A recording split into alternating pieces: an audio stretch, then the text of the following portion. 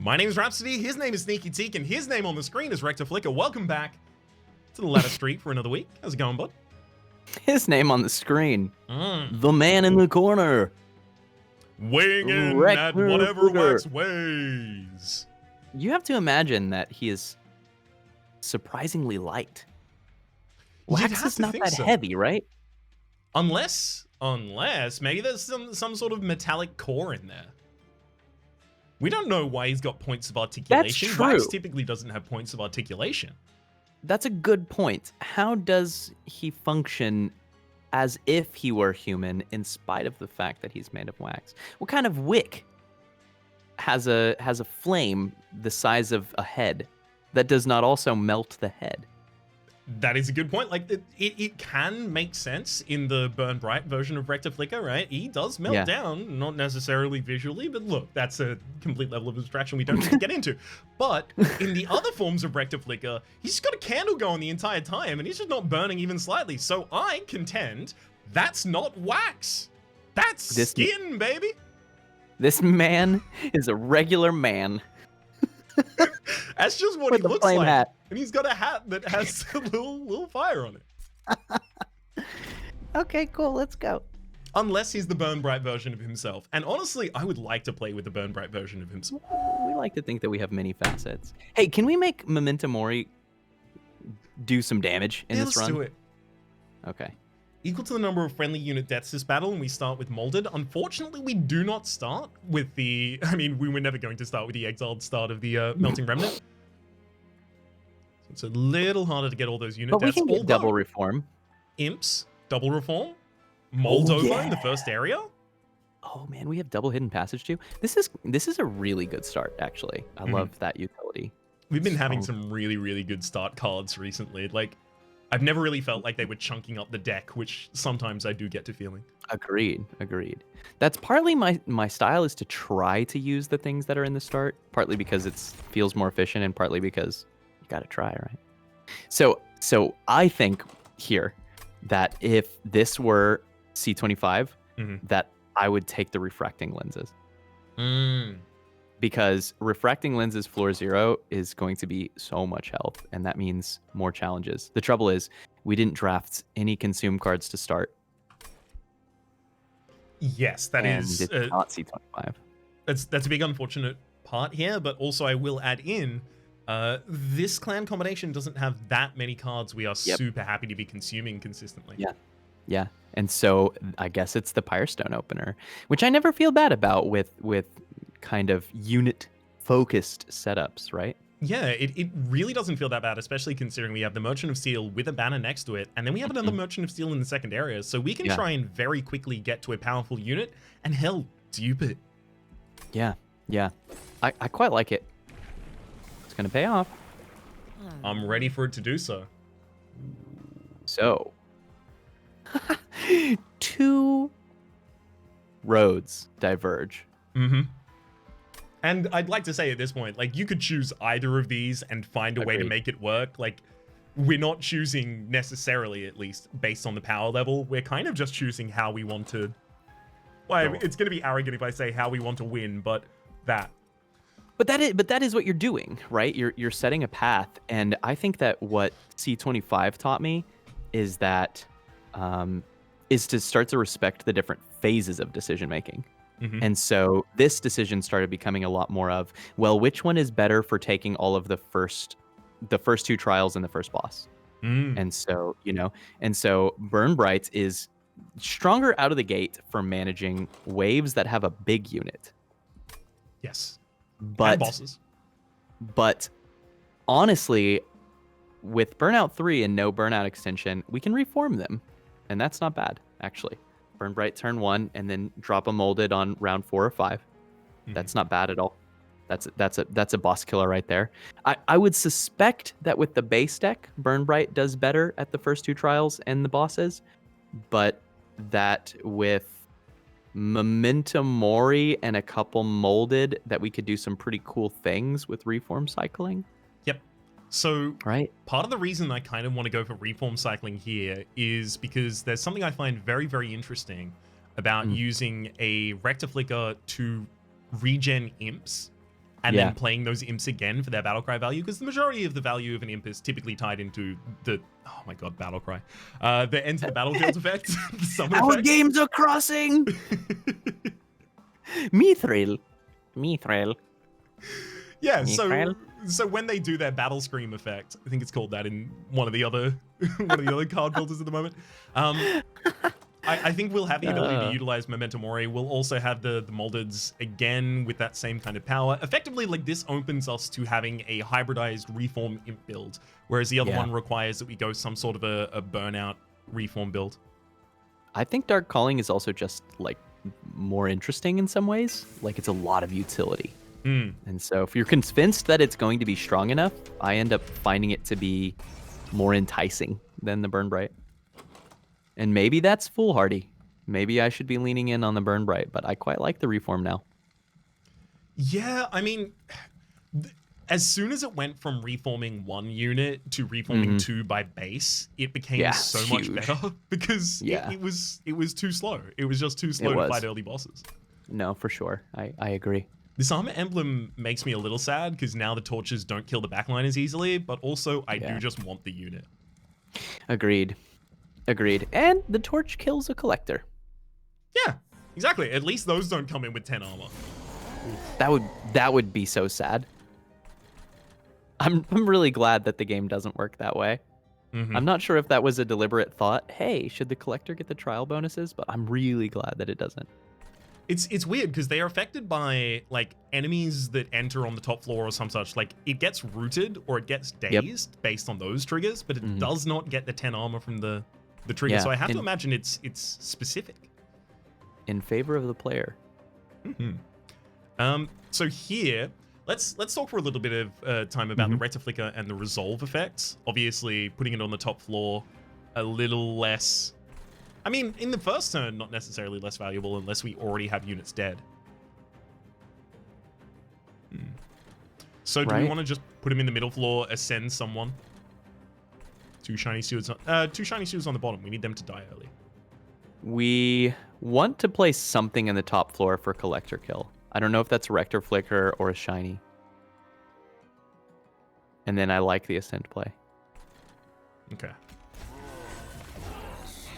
Spread them out. Cool.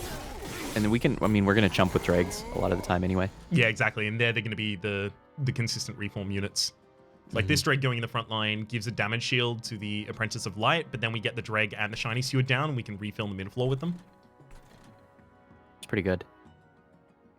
Yeah, the damage shields are going to make this awkward, right? Okay, so this, by the way, is part of the reason why Melting Remnant is my favorite of the factions. If I had to pick a favorite child, is that here we are in the first fight, and there's already complexity in unit placement. I love it. I love it. Feels like the best we can do there. Memento Mori for the 20 damage. We can dunk that top line. We can, and the dregs are free. Look at it go.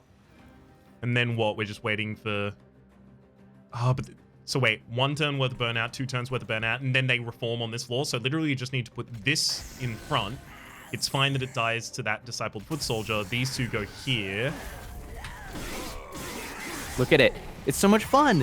Ooh. I probably would have played the other drag on bot row.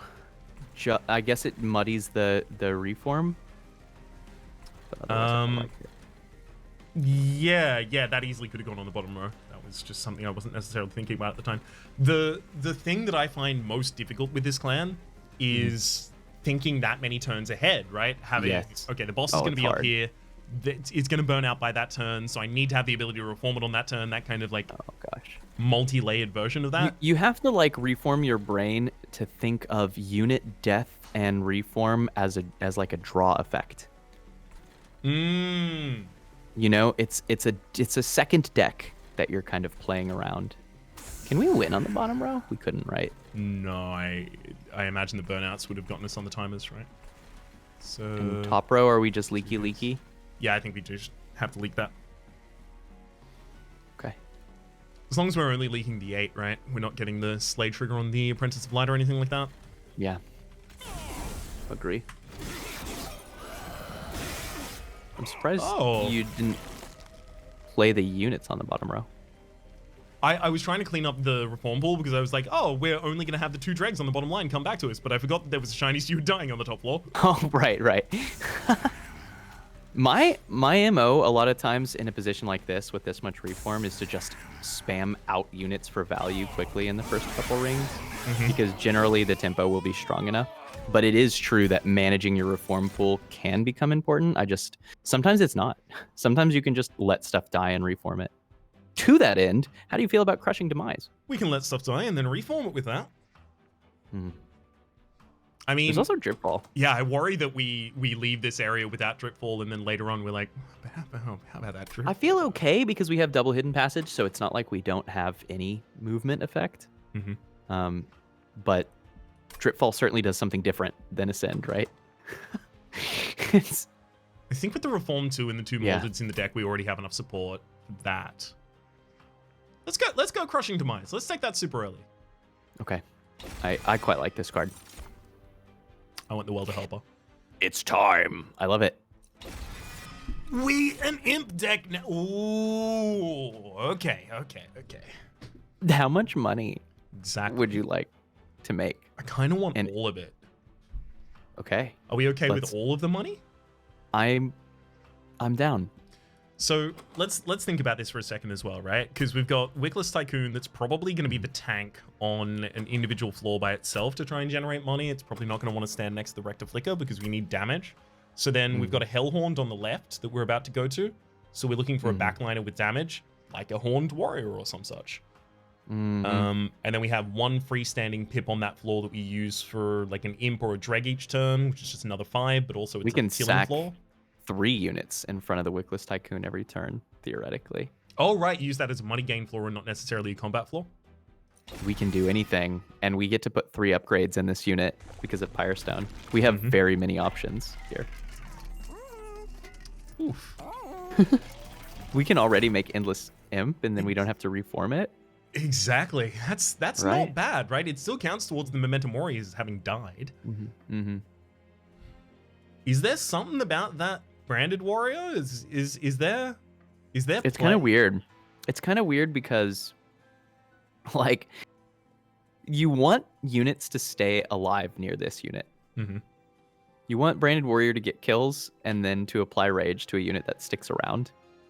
So like branded warrior with our Rector Flicker and then a unit that's been burnt out to a large number. Honestly, I could see it working out, but it is with the amount of reform consideration that we're doing, I would say that this like doubles our complexity, and it's already massively larger than 13 of our other 14 runs. Yeah, I definitely think that's a fair point. It's gonna be a beefy one. I don't necessarily love the rail beater. Like, I look at the rail beater as kind of a blank space the vast majority of the time, but that's not necessarily armor 30. The armor 30 exactly. is become more of a big deal to me than the push attacked unit, honestly. And it does open the back line if you have to kill backliners with units, and with a bunch of dreg spam, that may be true. So we're reforming a rail beater and putting it in front of the Wickless at the moment? Yeah, and the fact that it reforms and it's always got the armor, it's not bad, right? It's not awful. I just wonder if ultimately what this rail beater becomes for us is a bad welder imp. Is something to remove later with all the money that we make off of our sweet harvest procs. That's true. I mean, look, if money means less to us, then taking this and avoiding the 10 gold is also removing it later matters less to us as well. Especially if it matters now. And I suspect it does. I suspect that this unit makes our next few floors easier. Okay. And then I don't necessarily think we want to give it stats if we're like promising to reform it and use its armor 30 as a lot of the value we get out of it. I kind of agree. I think this kind of happens though. Endless weld. We need a way to kill that welder. Unless it's just gonna frontline, I guess. Are we just gonna take both of those buffs and put them directly on the Tycoon? I don't even think it's bad. I think that's actually fine. I don't think it's bad. It's just, is it the best thing we can do, right? Are we possibly going into the next area and using another Merchant of Steel? Because if we are, maybe we want to save money. I think that with Tycoon, that you're safe to just put stats on it, because if it does well, it'll make us more money. And it's not part of an in-game scaling plan anyway.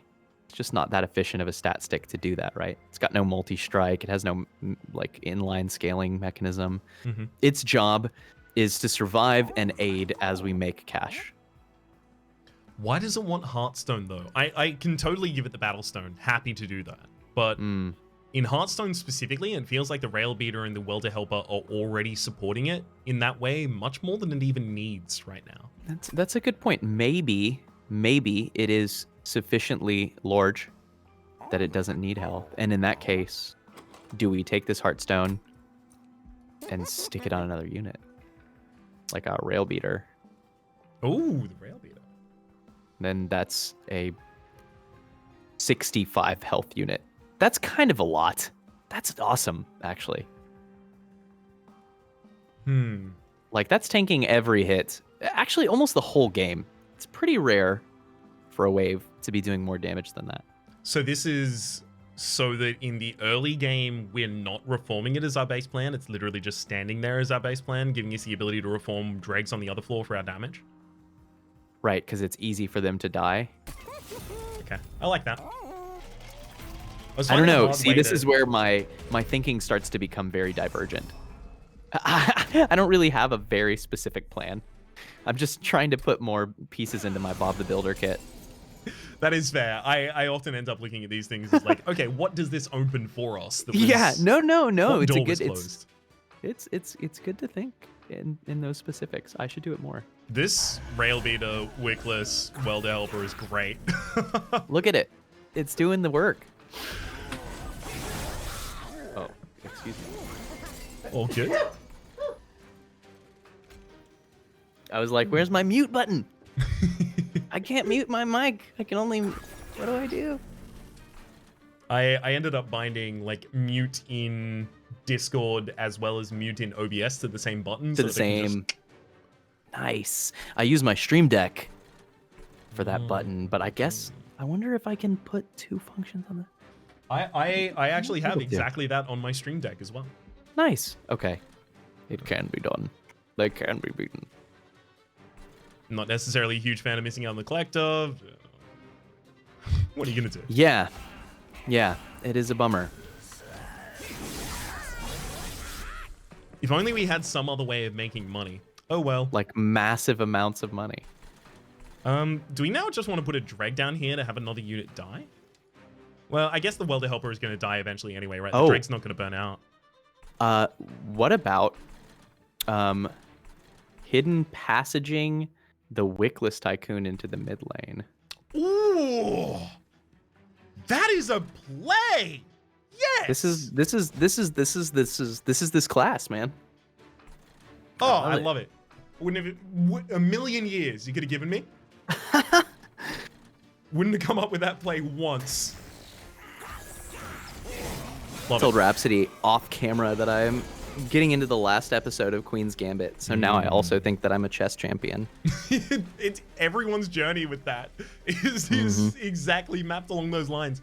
I need to get into chess now, and I didn't want to before. They got me. So are we hidden passage the haster, I guess? Oh, is that a Thorns conduit? What is that conduit? Yeah, it's the conduit redirector. Okay. Thorns. Okay. I mean, like, we can literally just ascend the knight, but, like, leaving this floor does 30 damage for that sake. Oh, I'm just trying to maximize the amount of gold that we make on the next floor. That's all. Okay. That would be putting a dreg here and then ascending another one, I guess. And actually, it's dreg, double kill, dreg, and then ascend the backline dreg so it burns out, and then we end up with one unit on that floor that dies next turn on the dreg burnout. That's awesome. We're not going to have trouble killing this boss. So this is fun. All of the money. I'm going to need, yes, every dollar. I'm sorry, sir. I think you said every dollar? Every dollar! Yes, Did I stutter?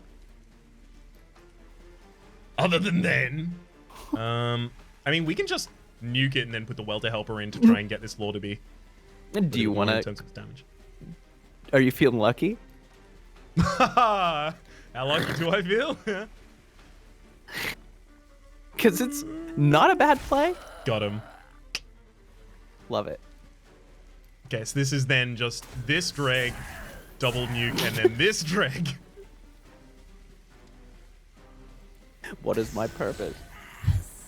Oh gosh. Burn out 1 on the top floor. We already have enough units in the reform. I don't think we play that. Okay. Would you look at that cash? Well, here's hoping this is enough damage. That rail beater can take 1 hit. Mm-hmm. Maybe that was our endless target. An endless plus 25 health rail beater. I could see it, but it's real hard to pass up on that imp value. Yeah. I do like to weld. Dang. That's a scaling plan right there, ain't it? It sure is. I think it's too good to pass. I think it's too good to pass. We need to start thinking about where our damage is coming, though, because we just have a bunch of utility and defense, but 0 damage. Well, the damage can be in reforming and very clever unit play. Can also be a fledgling imp. Fledgling imp is also damage. No, you're right. Just gonna slap these units into the deck. Okay, this could be the opportunity to see Alpha Friend shine. Because Alpha Friend, I have determined, is at their best as a mechanism for scaling damage in a relentless phase. And we can also triple upgrade it. Which means we should expect at least 1 multi-strike, right? And what we're asking right now is, okay, we can spam 1,000 units to kind of deal with waves and soften a boss, but how are we scaling up enough damage to kill a boss? And maybe that's the answer. I mean, it seems like the clearest answer we are going to get for a while, unfortunately. Yeah. I really don't mind it, because ever since a few episodes ago when I said, gosh, I am having trouble getting value out of this unit, I've been asking, why? Why am I? Because it must be good at something. And that's what I think that it's good at, is sticking it in a place to where it can scale against a relentless boss with a Gurg's Goad. That's such a good relic. Here's hoping we end up with that. I'm thinking about the pathing right now. The Merchant of Steel actually, like, in terms of its big gems, it could give us Large Stone, and like that's just stats. We'll probably put that on something. It could give us Endless, that goes on the Molten Encasement. It could give us Multi-Strike, that goes on the Alpha Friend. It could give us Quick, which probably also ends up going on the Alpha Friend if we end up putting Multi-Strike on it. So it feels like there's no real big letdown. The limit is money and not being able to reroll from value here, right? Like if we had 200 gold, it feels like this merchant would be even that much better. Does our next ring have a Merchant of Steel? Because that might allow us... It does not. And the next? It does. Okay, and we're going to a potential Hellvent next ring too. Do we have any dupe targets right now? Honestly, like the Endless Welder Helper, but like I feel like we have 3 different ways in this deck right now. Molten, Rail Beater, and Welder Helper of trying to solve the same problem. And like, this one solves it really well. This one, once Reformer's consistent on it, solves it really well. This one, if we get Endless, nukes both of these into orbit. Yeah. Agreed. We've been kind of pulling things together for this scrapbook, and maybe we're just going to end up getting one professionally done. Yeah. You know, we also have double ascend, and so I've been thinking about our space as meaningfully restrained by pips, but it's really not. So if we found the right upgrades here, we could even make an Alpha Friend with multi-strike and dupe it, and then potentially set up a top line with Reform Rector and a couple Alpha Friends behind it, and it's not a terrible reality. Just got to figure out how to keep it alive. Could pretty happily live in that reality, especially if we ended up getting multi-strike on them and doing that, like reforming the frontliner and then just setting them back up there, because they keep the stats from the strike. It's not awful. Okay, let's get some unit upgrades. I mean, what's the worst thing that happens here? We put some value into a dreg. That's not even bad. There's the large stone. That could be a valuable drag. It sure could. The world's biggest drag. It's 0 cost and it's non-priority, right? Oh. Okay. Oh, wow. What's the rare card to change them all here? It's difficult to tell. I mean, I'm leaning Umbra. Okay. For trample? Forever for consumed. Furnace Tap. Furnace tap. Yeah, you're right. That's the highest roll. Awoken obviously has the Rail Spike, and Rail Spike is just ridiculous regardless. Oh my gosh. Furnace tap is very good. Yeah. Awoken also has Cycle of Life, which I'd be pretty happy to get. Mm-hmm. Spreading Spores. If we got Spreading Spores now, could we pivot? Could we, like, use Spreading Spores very effectively? Like Wickless Tycoon just having a bunch of Spreading Spores on or some such is kind of like our AoE. Maybe, actually. That's a lot of harvest value, too. Yeah. It's kind of sweet. Do we have the Merchant of Magic to support it? It's in the next area as well, yeah. And a Forgotten Boons next to it. So if we saved money here, we could do like real plays on that. It's just, I'm looking for the one where I'm going to be disappointed the least amount of the time. And Rare Umbra, like I could see getting, wait, Feast is common now, isn't it? I could see getting Wretch as well as like 2 other things that are related to morsels, like a Shroud Spike or some such, and then just feeling pretty bad. You know, and it's a good point too. We're not really talking about it, but we've leaked a little bit in most of the fights so far. We would like to get a little bit better at making sure that the waves actually clear by the time they get through the top. And maybe the difference is in even more clever unit play. Certainly, there's no chance that we'll get perfect optimality with this team, and that's okay.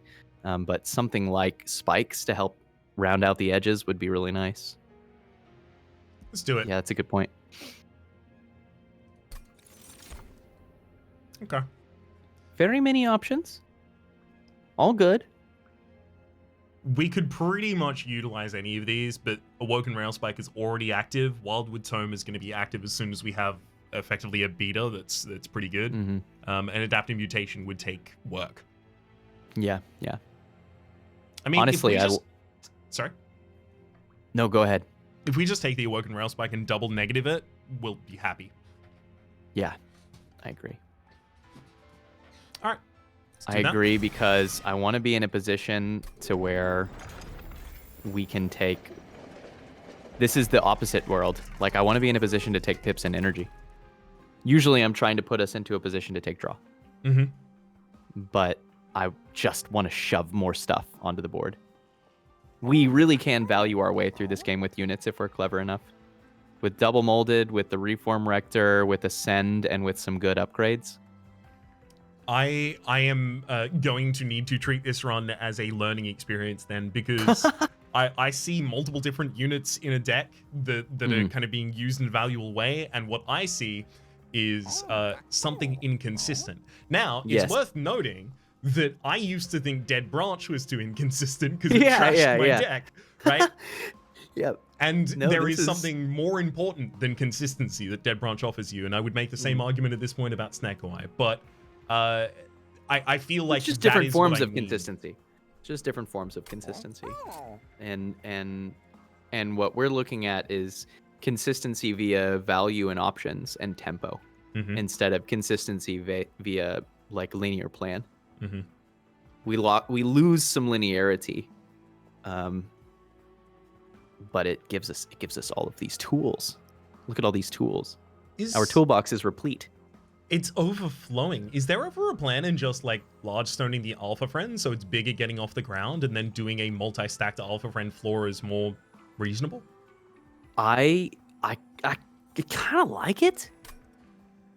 Because I'm not feeling great about just throwing this on a drag.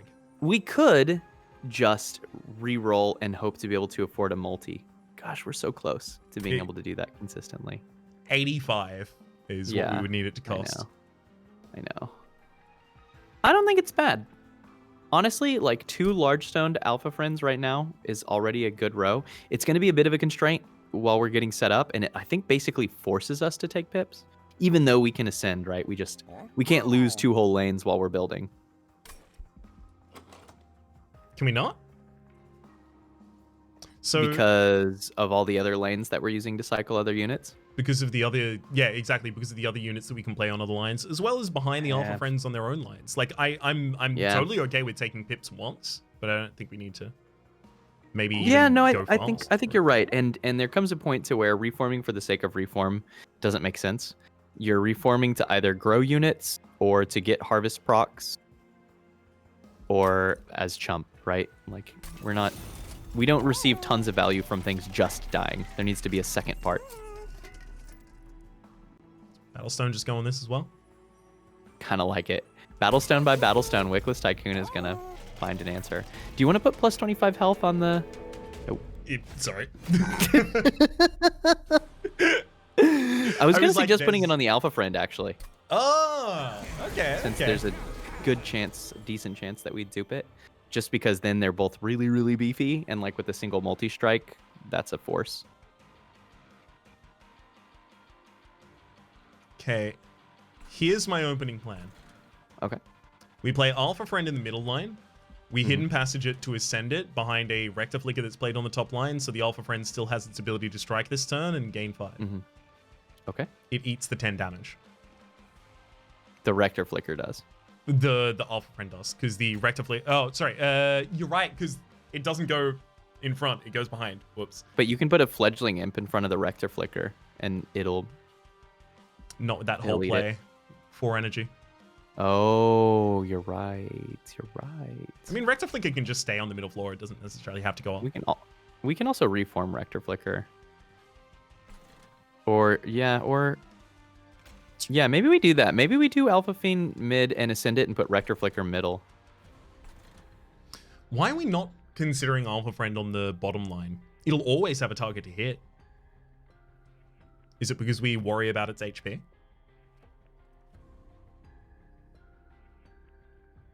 That's a good point. Oh, and the enhancements stick around too. It would be really nice to get some burnout extension. That would really simplify this deck.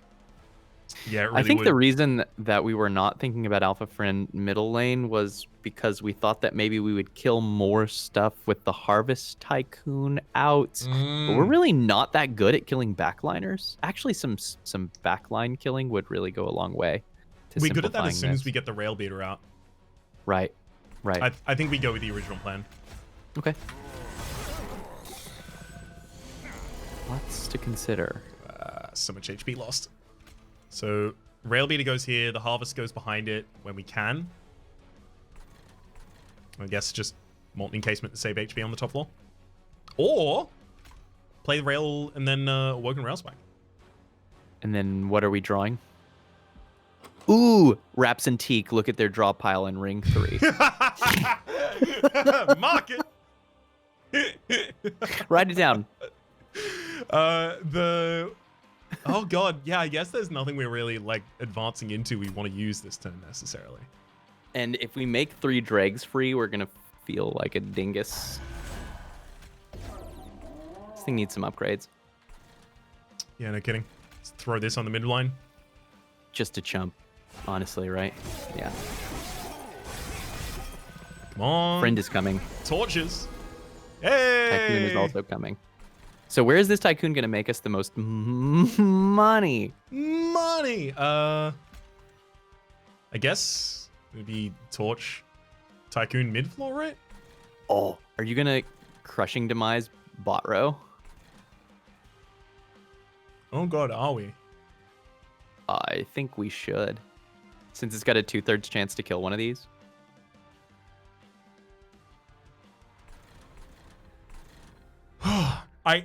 I gotta tell you, my brain is having difficulty with the idea of this unit's permanent. No, wait, it's not. No, wait, this unit is permanent later. No, wait, but it's not. Listen. You need to know that the only thing that's keeping me from being totally flummoxed is that I don't have to actively click the keys. This is like I said, the reason why it's my favorite class. It is also nonsense hard. Like it takes the game. I think the difference between this and a typical run of Monster Train is like exponential difference, not just additive. So absolutely.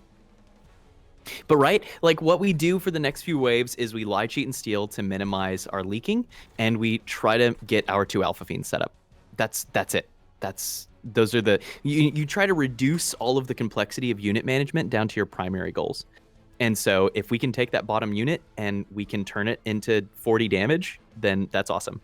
That's a win. So it is, but also we do only have one alpha friend at the moment. It's true. We get the next one next turn, so we need space for that. No, so that's one of our... At the moment. Oh, yeah, we didn't do it. Not yet.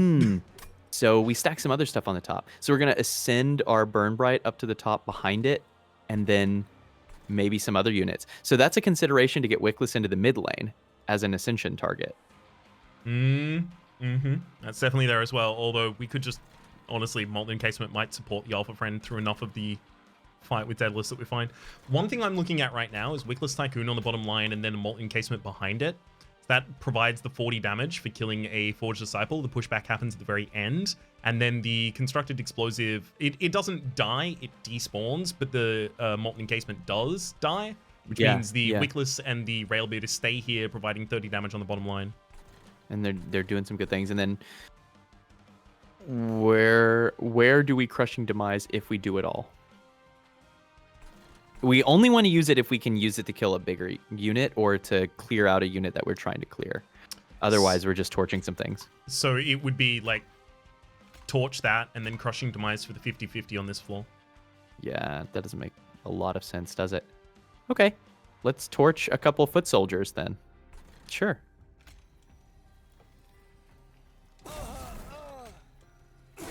Works for me. And then... Honestly, looks pretty good. And then same plan, Wickless and Molten bot row. I like your plan. Oh, sure. I was worried about how we were going to get Wickless back to the second floor of this, because I thought it was that plan. But no, yeah, this guarantees us against this guy on the next floor, right? Because, yeah, 35 and we can actually exactly beat that. The strikening. Actually, are we now setting up the bottom floor to be our relentless floor? Just, like, bringing back the Molten Encasement, doing it again?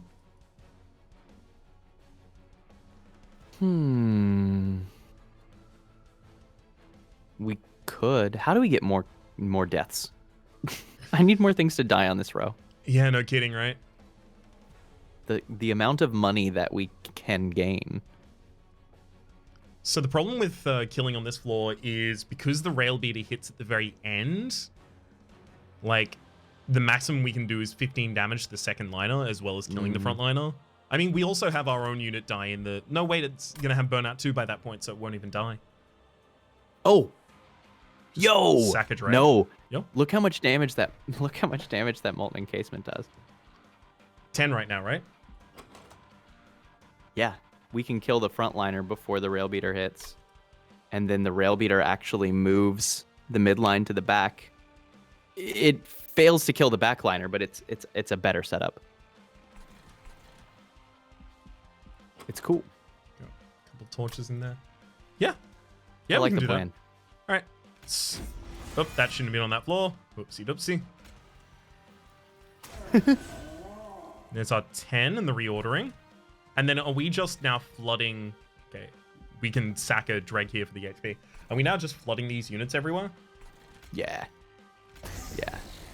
Trying to prefer, units that have been reformed so that we're stacking value, but... I think with random reform, a lot of the times my goal is to...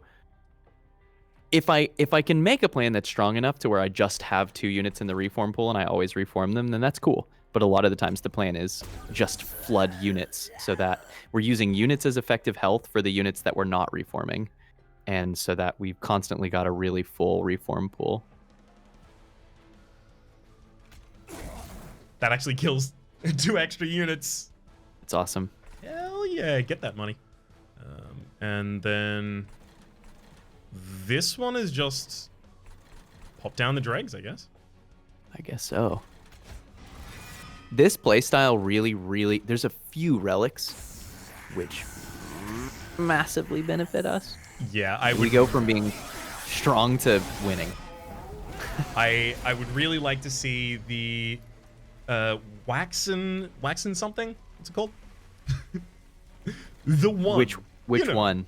The dies gets +10 on. Oh, resin block, resin. Resin block, I think it might be. Resin thing. What? Yeah. I'm too curious. I do need to figure out exactly what this is immediately. And then I always forget these tabs. I have no clue what any of them do. I just look I until see it find there. Third to last, resin block, yeah. It's the resin block, and then also the shackles one that gives you armor on extinguish. Mm-hmm. Potentially very strong. Mold Even braces. more micro. That is the one that I do remember. Mold braces. I mean, just sack another unit on the bottom floor, I guess. Heck yeah. Make more cash. The lower HP one. I'm gonna... The big thing... Welder help, sack that, and then welder help again next turn. Nice. The big things, and then I guess we can jump in front of it up top. We can, but then we won't be able to welder help next turn. Oh, I see what you're... Okay. Yeah. The big thing that I'm looking for, too, I think... I'm kind of trying to focus down to what are the macro goals that I have, since there's so many micro goals, right?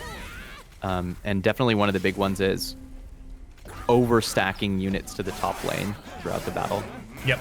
So we've got like 2 lanes that are very, very flexible, and then 1 lane that we're trying to overfill as quickly as possible. And it's okay to do because, wow, yeah, I think you should click the One Horn's Tome. Yeah, but it does make the unit fragile, and how do we support it that? It does. Like, we'd have to have the welder helper plan online. It does. I guess in the case of there being 2 alpha friends up there, like, one of them gets the One Horn's Tome in the back line, and then other than sweep and spikes, we're fine. And we can't afford it yet, but it sure is a strong interaction. I don't know. I mean, the first card there is actually really excellent. Maybe I'm being too fast. Sacrificial Resurrection here is really good. It is quite powerful. It does give us a drag that's an extra unit that'll constantly be in the reform pool. It'll have really, really good damage pretty much instantly. It's going to have really incredible damage because our hand is often larger than we expect because of the reforms. And if we consume a couple drags to make a monster draft, that was just a great trade. Yeah. Although it's worth noting, all of the cards that you do consume with the Sacrificial Resurrection are consumed. Yeah, and as a result, you will have the ability to burn out, reform some of them. That said, we are, competing against the idea of One Horn's Tome with a Merchant of Magic in the next area with the Forgotten Boons next to it to make it 3 cost.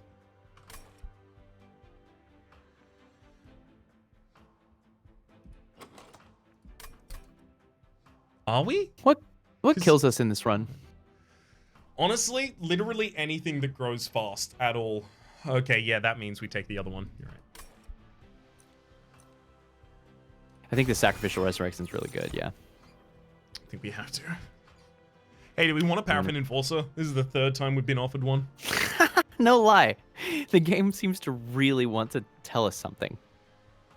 What are you trying to tell us? 4 priority units. We do. We've got a fair, 3. Even for me, that's Unless on the high side, especially if alpha is our scaling strat. I think we can skip here and feel okay about it. I mean, like, Paraffin with the friends is cute, I guess. We'll skip. There is a thing happening in my brain right now where every time I commit an action, I'm like, I don't see how we win doing this. And I'm like, there is a good 95% of my brain that is dedicated to find the engine that saves us. Find the engine that saves us. We're kind of stumbling. We really are. We're stumbling through a bit of a dark room. I mean, it's definitively different from any run that I've been on before with some similarities. But that's why I like it. That's why I like it. Because we will find it out. We will. Okay. And even if we fail on it, we maybe then at the last moment as we perish, we'll see the way that would have succeeded. We're going to find the way to put these pieces together. I think it involves pips here, and I think it involves, lying, cheating, and stealing to get through waves while setting up 1 or 2 fairly strong rows. and valuing out the bottom 2 rows. It might involve things like softening the boss with burnout units and then winning with an alpha friend and a couple other things up top. It's going to be complex, but the out's there. And Ascend just it smooths out the edges, right? It fixes things. It definitely does. I'm just so like I feel like if we are wandering around just like feeling around in a dark room trying to find trying to find the way, I feel like my experience with dark rooms is similar to Blind Al in Deadpool, if you're familiar. No, I this is a blind spot in my nerddom. Canonically, because Deadpool in the comics is way worse than Deadpool in any representation that's been put to film Interesting. or cartoon yet. There is an arc where he just locks an old woman in an attic that is full of broken shards of glass and sharp things, and leaves her there for weeks. And when he comes back and lets her out, she no longer sasses him at all. Like, that's the big kind of thing they had as a relationship, is like they give each other, shit back and forth. But she stops. She doesn't play anymore. And it's really, really kind of depressing. Just some light traumatic. torture. Yeah, exactly. It's like cool. A real rough arc. But I feel like Blind Al after that arc in a different dark room, like I can't reach around. I'm certain there's spikes this everywhere. is another like superhero. Yeah, they're another comic book character. Yes. Oh, Blind Al. Yeah, the sidekick for. In Deadpool. some way, this makes it feel better. It's not just a random person. They have an arc between them. I hate to say that. Grim. So she's his sidekick because he kidnapped her and put her in his house. I see. Okay. So she is just a random person who he just stole. How did we get here? Are we? You're saying that this is our experience. It's a room full of pieces of glass. I mean, that's true. Yeah, it feels like I'm feeling around in the dark, but I believe there to be spikes and glass everywhere. Like, I'm trepidatious to even reach. That as we reach, we may find that we can use the spikes and glass are dregs, and that they can fight for us as well. Maybe there's handholds and soft towels. So are we going for the dupe on the alpha friend still? Because that feels less comfortable to me more and more. Right. Like, it is our scaling plan, but until those have multi-strike, it's not really a scaling plan. Right. Because how do we ever deal with a 190? Or at this point, 160?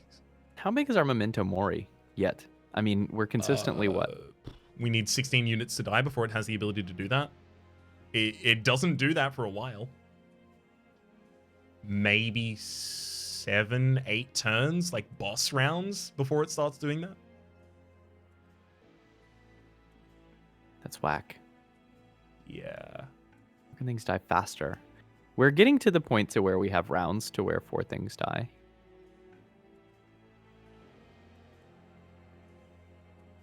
Definitely not the first round.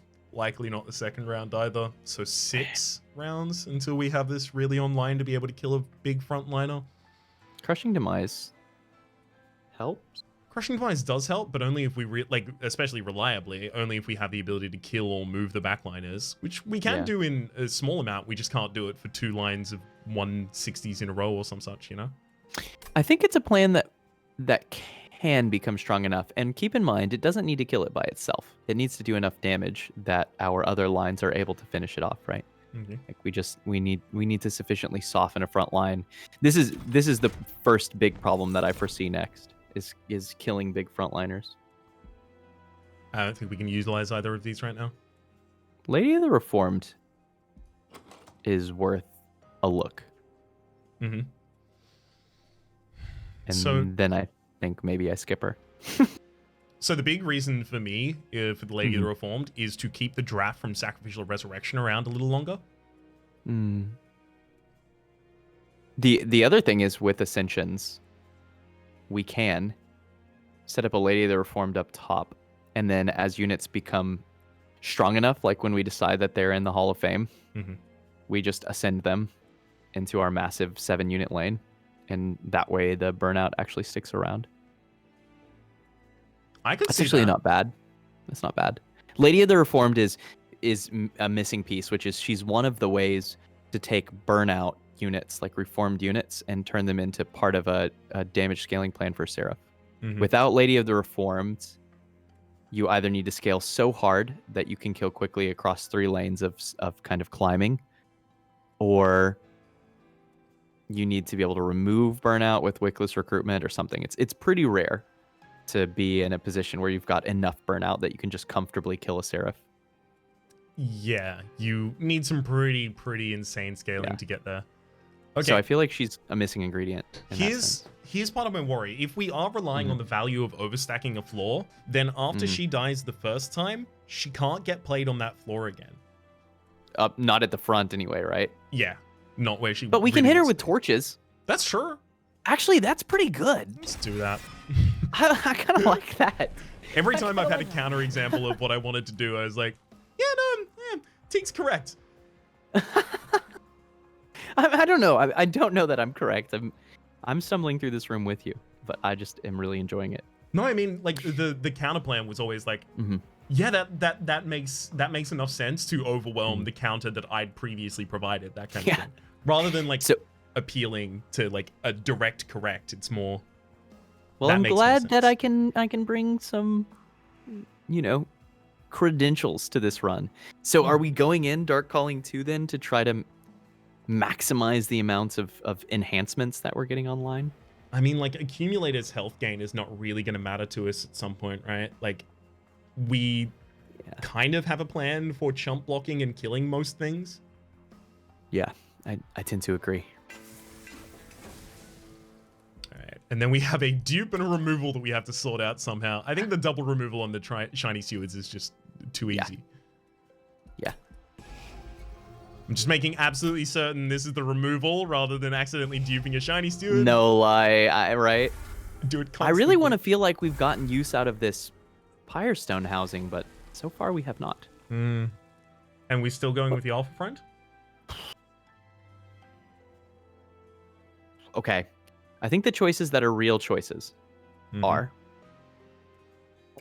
Tycoon. Money solves all problems. It's a real choice. Yeah. I think another Ascend is actually desirable. I wish that it were Rail Spike, but honestly, it just isn't. That card needs some enhancements for me to want to dupe it right now. Okay. Wild Swing. Okay. Is it Sacrificial Resurrection? Sacrificial, yeah. Right? The idea then being that we burn out literally every card except for the ones that we want to be playing consistently. So basically everything except for the moldeds get burnt out. And molded hidden passages, maybe. Yeah. And then we just consistently play those as well as the drafts. And then they're going to be huge. Just try and get those big drafts. I actually really like that. And you don't have to play it. This card is a ton of tempo. And that's a lot of damage. I really like that. Rhapsody, I think we should do that. I'm so nervous right now. I think it's going to be really cool. Okay, but when we pull this off, it's going to be neat. It's going to be a thing. It'll be biblical. This is not much HP we give away for the sycophants, so I think we just do it regardless. Yeah, we need cash. Money. Oh, that's our bottom floor here. Climbing to the top. Okay. I gotta be honest, I am fumbling around in the complete dark in terms of the unit placements here. So my current thinking is Lady up top with a welder helper behind her and the rector flicker behind that. Okay. That way we have a setup to kill most of the sycophants. And then we just throw Shiny Steward somewhere to die. Mid lane, I guess. Okay. It means that we don't get that instant reform, which is too bad. But at least the top lane's set up to deal with these first couple rows, and in a good way. We've got space to play Alpha Friend in the middle. I think it's all right. Our biggest concern is how do we make sure to get through these beefier units, right? But I think we can figure it out. Oh, interesting. Do you want to... we may end up hidden passaging this collector. I like it. I like it. I was thinking about some sort of there's no way to get the draft like up on this floor unless I play it on this floor. So I was thinking like, is there any way to hidden passage a draft? Yeah, I see what you're doing. Yeah. Some such. funny. There's also the Wickless Tycoon hidden passage to the top floor kind of play, but again, that's just, I mean, it collects the gold from these, but it misses out on the gold from the collector. Gosh, we might just play the Wickless there and plan to ascend them another turn, right? Whoa, hang on. How about just hidden passage and then sack and then put that down, and then the draft gets charged by all these sycophants. It's only a 30, but it's enough for the light harnesses. It is, and so we're not playing the Wickless Tycoon anywhere? But it'll go consume, so we'll reform it. Yes. I like that, actually. I think that play is pretty sweet. I think it's good. I think my attempt to get every single gold will end up costing us more life than it was worth. I like this play. Well, let's give you your due here and think about the possibility of Wickless and then sack res and then just putting the draft behind it, right? Because it's actually in that lane. Then it comes out as 30, right? So kill the front line and then kill the second line and then it dies. So then I have to reform it after that. It can go onto the top floor at any point. When we'll reform it. Okay, we get the best of both worlds. Yeah, there's a play in the middle here. Literally. Just a shame to take this 8. Yeah, it is. But doing what we can. You know, Alpha Friend on the bot lane is not bad here because that's where the enemies are doing the least. Oh, it fits in the middle too. Yeah, if we wanted to do that. That's pretty nice. Think that's probably the best way, and then the rail beater on the bottom line. I agree, because we probably want to be able to ascend. Send them back. The friend. No, to the back of the line. I guess Shiny Steward just for damage as well.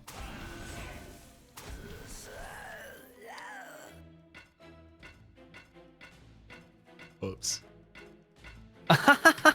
Next time. This is where the energy is really going to come in clutch. Yeah. There's our oh my gosh. Seconds. Are we gonna just sack this whole hand and make? It's a good draft. Let's put this one up at least. Sure. Goodbye. Begin the burning out.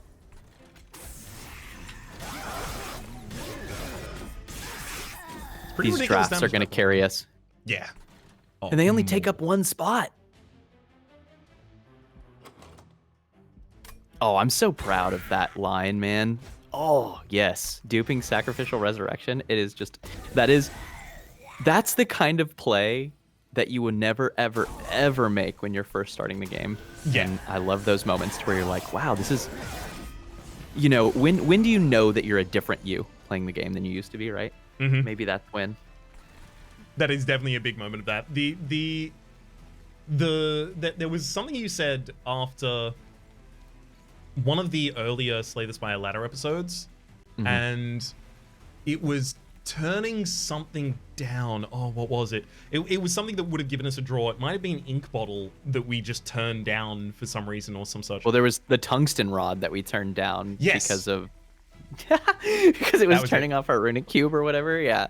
That's awesome. After that, you said something along the lines of, I always love a game where I make a decision I've never made before. Mm-hmm. And that is exactly where I am right now with the Sacrificial Resurrection. And this is just crushing demise easily. Yeah. Get those kills. Just weaken you up on the bottom line. I mean, I guess we can want weld to torch our lady. Our Lady of Perpetual Burnout. I like it. That's right.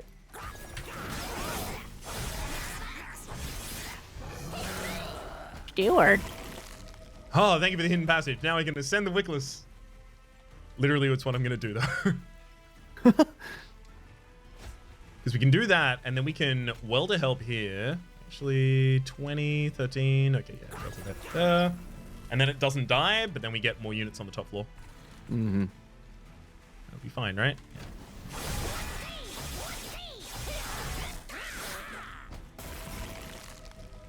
It's on 1 life.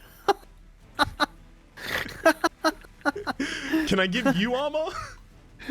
Can we torch anyone else? Yeah, no lie. Oh, man. These drafts are too strong. That's funny. I will take the money that I am allowed. Go up. Go up. Do it. Click it. They can't go there, right? They just say no. Yeah, it just says no. That's right. Oh, okay. These are tools we needed. Resin removal is really, really good against the end boss here because they're going to be debuffing us constantly if there are any units that live through the entirety of the battle. That Fatal Melting sure says do AoE damage in a deck that is currently reliant on... It sure does.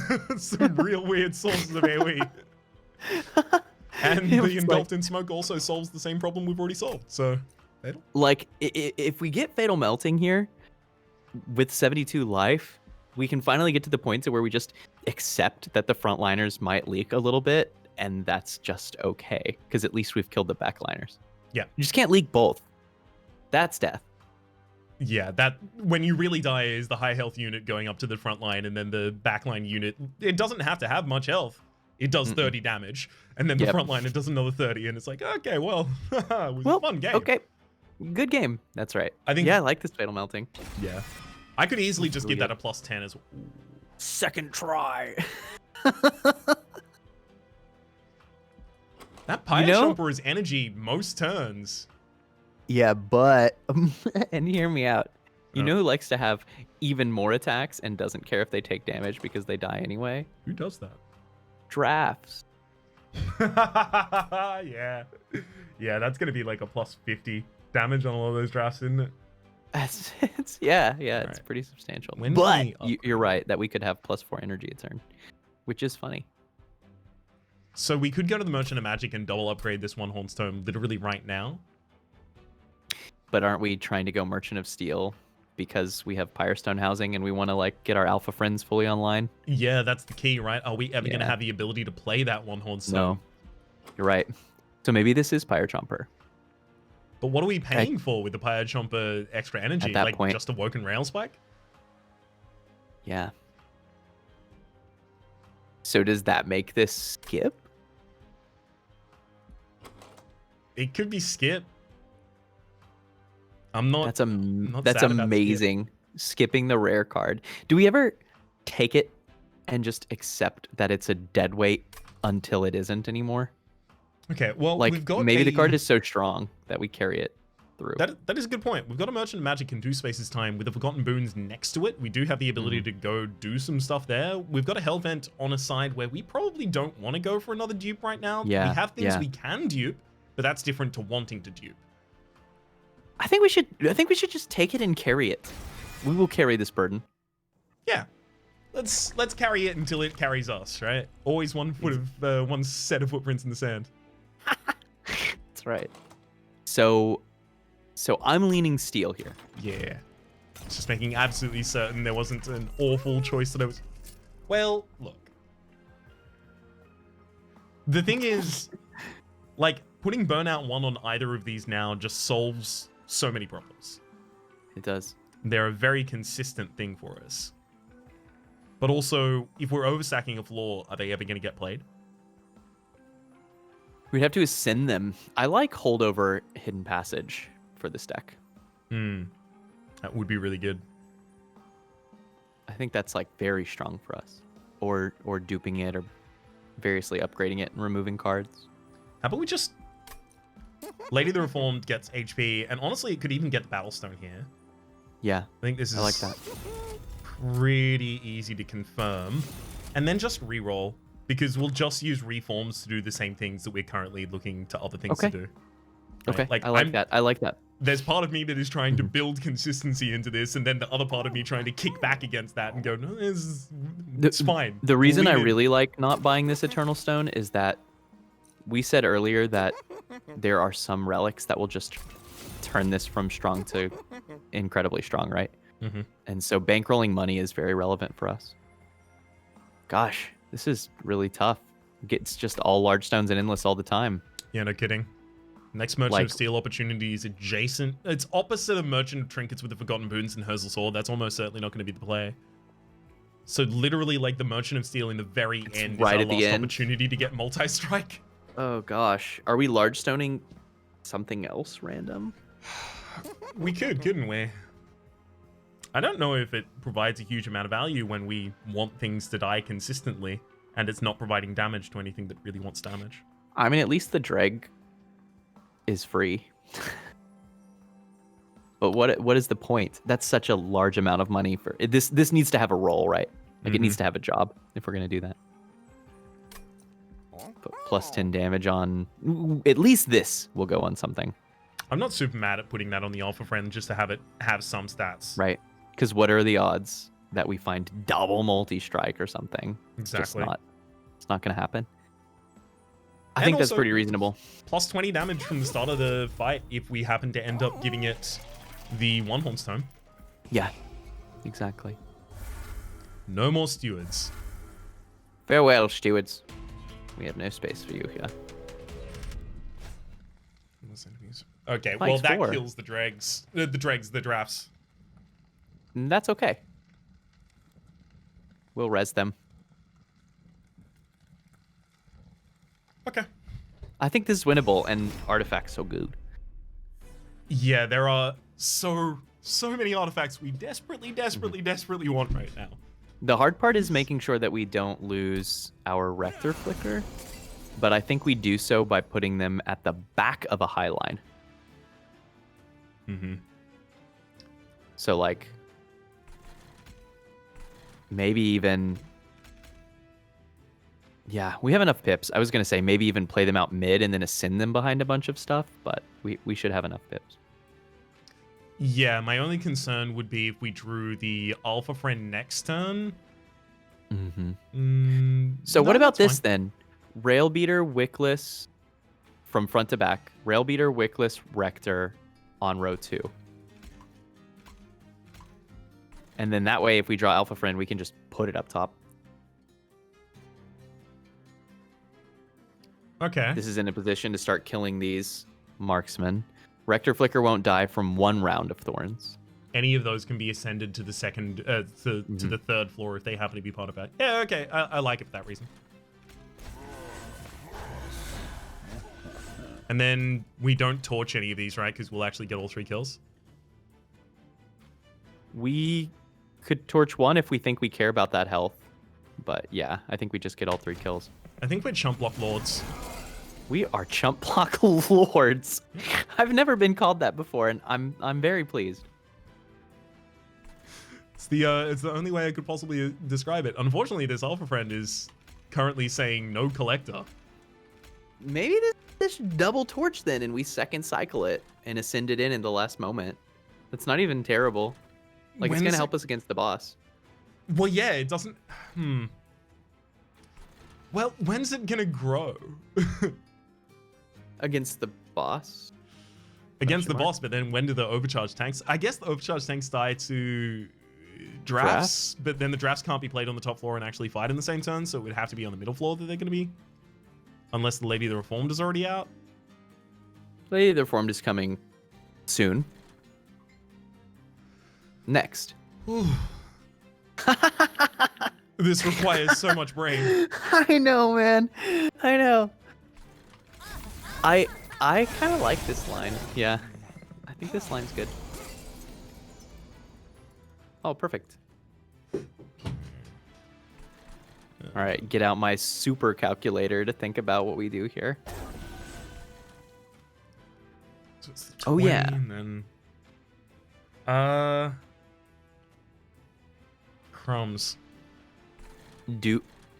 I don't want to lose this hidden passage, right? I'm a little worried about that. I don't want to lose it, but we've also we do not have our play that gives us a draft on the top floor attacking the overcharged tank next turn. What we can do is hidden passage that one. Yep. Yeah. And then that softens the overcharge tank more. We are leaking, 2 hits on this. So that's 8 damage. That's a lot better than leaking 2 hits against the overcharged tank. I like it. It's kind of a split the difference play. And I think it's a pretty okay split the difference. Oh, burn out. Why did it burn out? Why did it burn out? This one? Oh, it burned out. Yeah, because it burned out because, she didn't have the didn't ability swing. to attack. Yeah, and no torch. That's okay. Yeah, this is actually workable. We actually do want that silent marksman making it to the next floor. We need someone to attack next turn. So we use a crushing demise. Yeah. Yeah, nice. So she reforms stronger. Demise there. We go for this draft. Then we sack rares, put another draft on the top floor. It dies. That's fine. But then next turn we... Oh no, we're adding so many things to the pool. Yeah, that's true. But we have a molded coming up? Yeah. He's hoping we hit it. We certainly have the power now. We found that. Yes! Okay. So those are online finally. Do we want to make stealth in the middle? Yes. Hear me out. Okay. Do we want to... Just Awoken? Awoken Rail Spike. It hits love Memento Mori and it becomes really good for the next cycle. It hits One Horn's Tome and then it's playable for the next cycle. Yeah. Hidden Passage playable now. Torch playable now. Okay. Far away. There it is. And then we just play 2 Drakes to chump mid row. Yeah, I'm just trying to figure out which. The biggest, beefiest ones. Yeah, they will still die in that reform pool. That'll do it. And then do we even throw these ones away on the bottom line or leave the pool? I'm thinking no. I'm thinking no because of the drafts now. Ooh, a dance. Plus, it's already so full of random imps.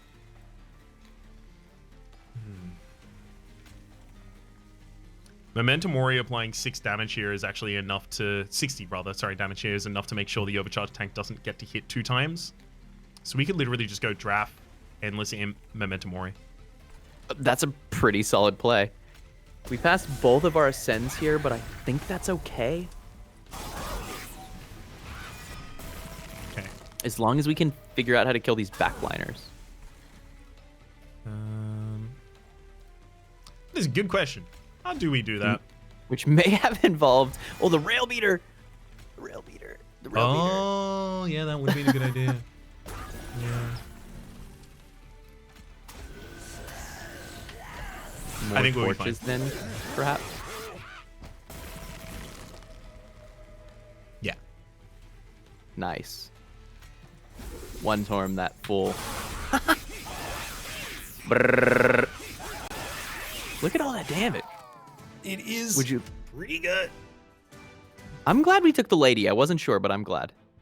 Yeah, it definitely has shown its value, specifically with the ended up the dupe on the consumption there. We could skip this for money. Like, it's pretty hard for us to put rage on units consistently outside of a fledgling, and even then, it's not consistent. It's not stacking enough, right? I like money because the biggest trinkets are coming. Wicked Place. I love it. More reform that's targeted. Or Inferno. This Inferno is great. Kills our units, kills their units, everybody dies. Exactly. Everybody it's wins. Supposed to come with a downside of killing your own units, but here it is an upside for us.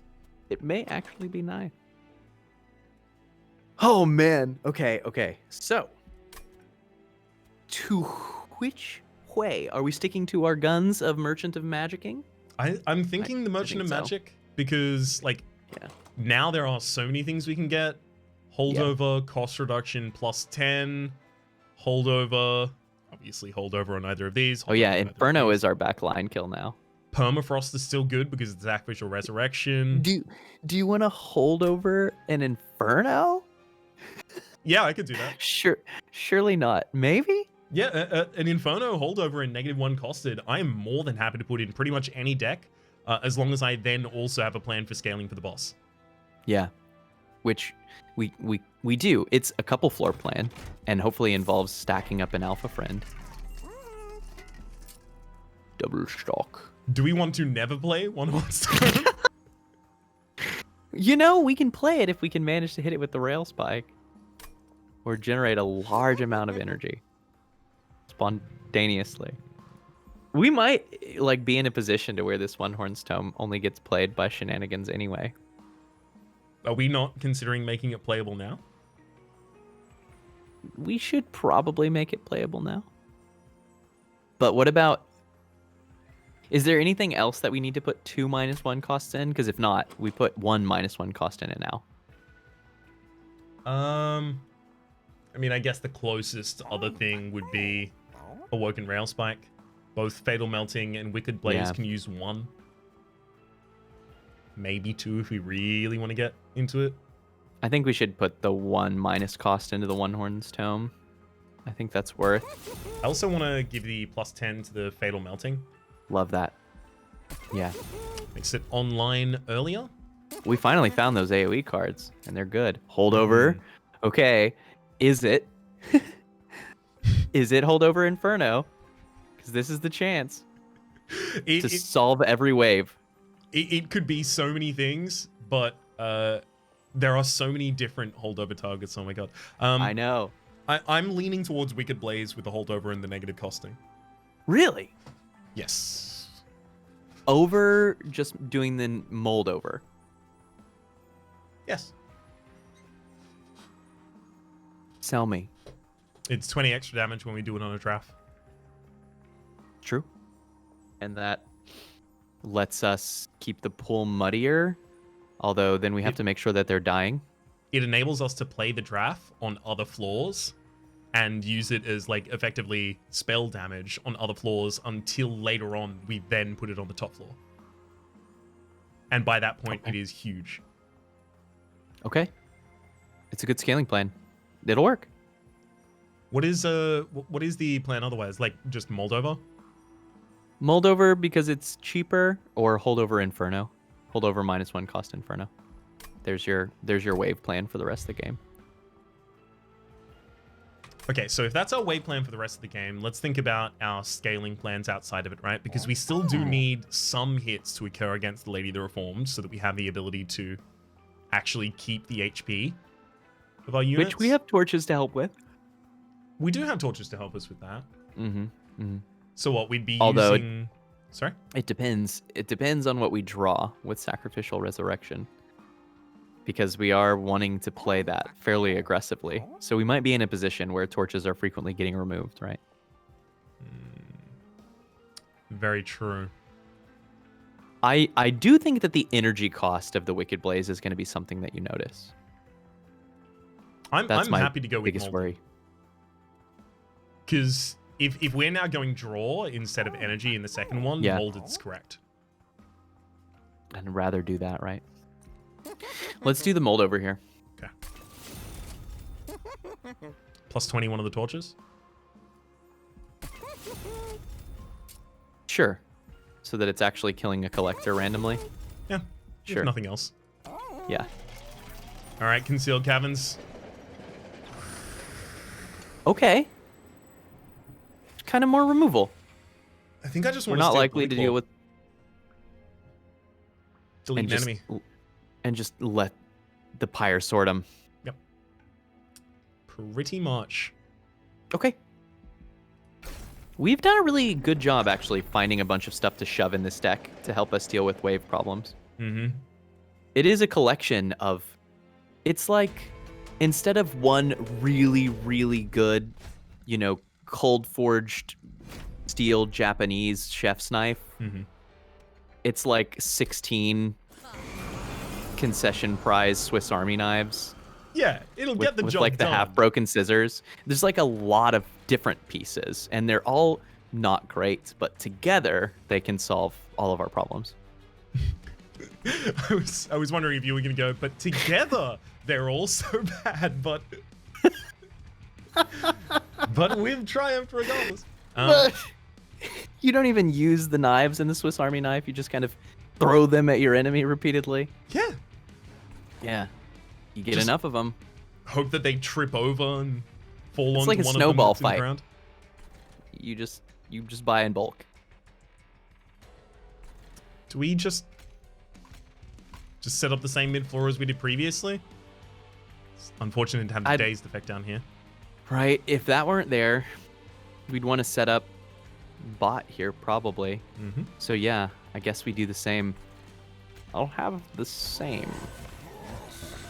And then torch the boss. We could torch them and save some life.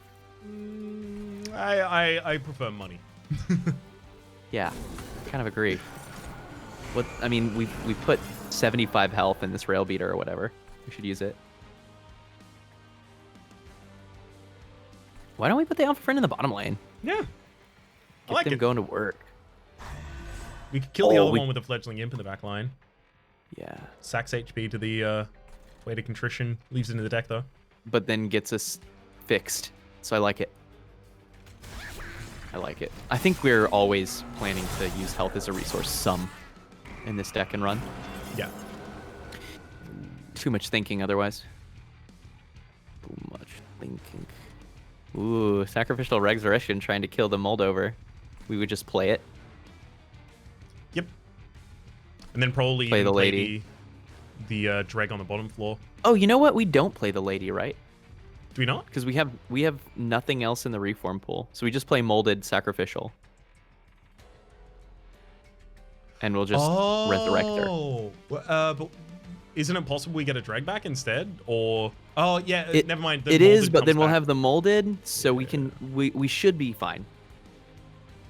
Okay. We can always pick who to bring back in that case.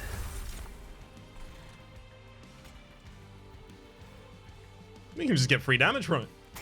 Yeah. Heck yeah. How much money do you think we've made off of this Tycoon? I gotta wonder. I'm gonna guess like a solid 200, but it's kind of been underwhelming. Is it Inferno time? Do we Inferno bot lane? It easily could be, right? Just saves a bunch of HP. It so radically simplifies the next few rounds.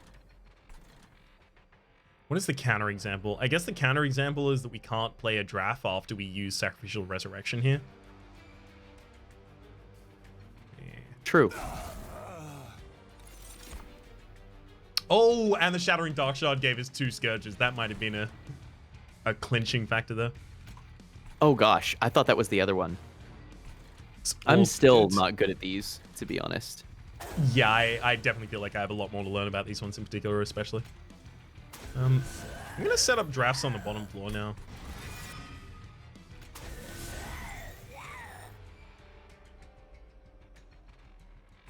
John. Just play it right. Yeah, cycle. Agreed. The Scourge! No! None of those, thank you.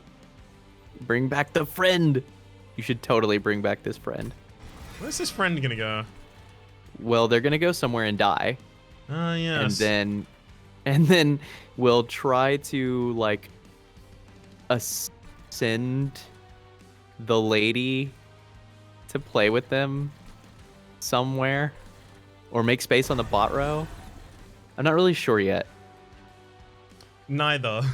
That's they're like not as strong as a draft and 4 times larger, but we need them. That much is clear. It's gonna sack you there as well.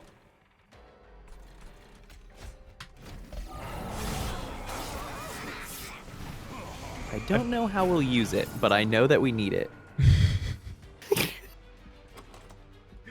I don't know why, but it's good. It makes me sad. I don't know why. Alright. So at least this get all the step, kills This is as far from the Shire as I've ever been. This is as far from my playstyle as I've ever been. I feel like Samwise right now. Oh gosh. Which is it? Mr. Frodo.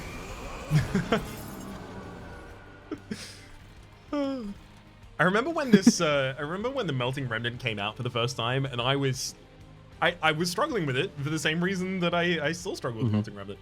And the amount of comments that like 2 weeks after it came out were like, just reform all of the units and keep getting value for head. And I'm like, but I don't understand why this doesn't work for me ever.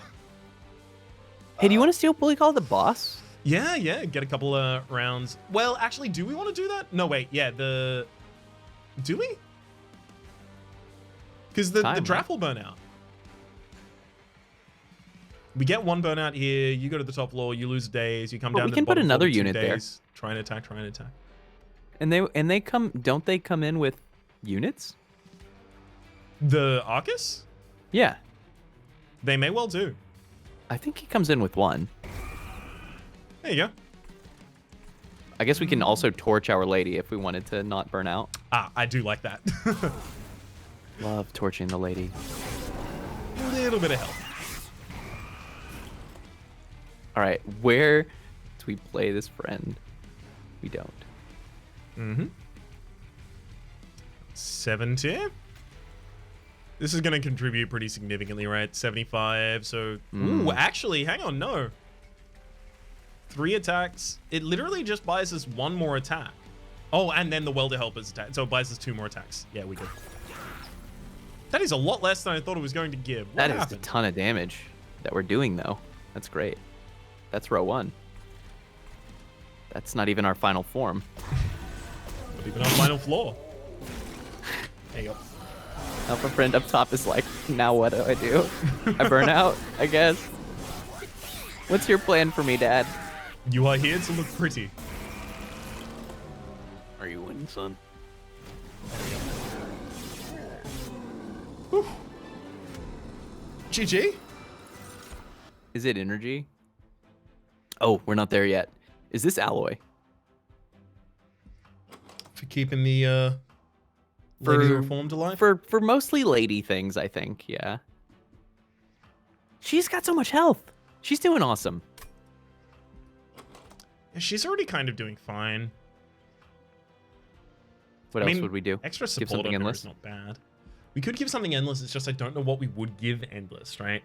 We struggle to kill our own units.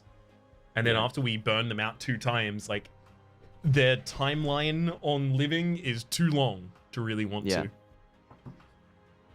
I think I like this alloy. That's another full round against the Seraph as well, which is substantial. We saw in that fight that we're doing good damage. Maybe not C25 Seraph damage, but, you know, we're close. Yeah. Just need a little bit more oomph. We could go energy now, especially with the 3, 3, 4, 2. That's where I'm leaning.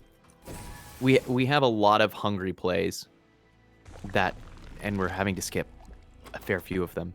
Are you ready to get some freaking trinkets online? Yeah, I'm pretty certain we have to go that way. Yeah, we've got so much money. Come on, bail us out. Well, there's the imps that I was like. We could try and pivot back. Honestly, an imp floor and then those reforming and just replaying them on the imp floor is not. It's not nothing. It's not nothing, and we have enough reform targeted that we're in a position to figure that out. Oh god. Yo. How do we? Oh god. You gotta take it. You do. It's just value here. It's just tempo. We don't get to decide what it plays. We have to kill some of this stuff off. We're gonna like inferno that floor to figure it out. It's very messy. Oh my gosh. It's Imsicle reroll for the Ashes of the Summoned. Sure. Oh my gosh. Oh no! Mold and Scorched Steel? Okay. Oh, and Hell's Banner? Oh geez, man. It's okay, I think it's Hell's Banners. Over the mold. Yeah. I mean, energy is never a problem for us ever again. I think so too. I think that's huge. And that opens our play up like substantially.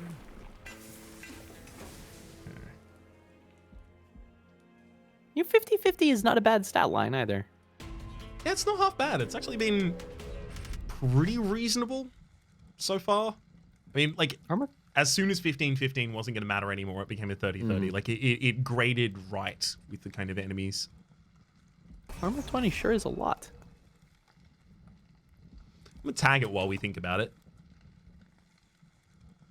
So the big downside is not being able to kill the Wiltwings with, what, torches? Were we ever really killing them with torches? No, you're right. We should do it.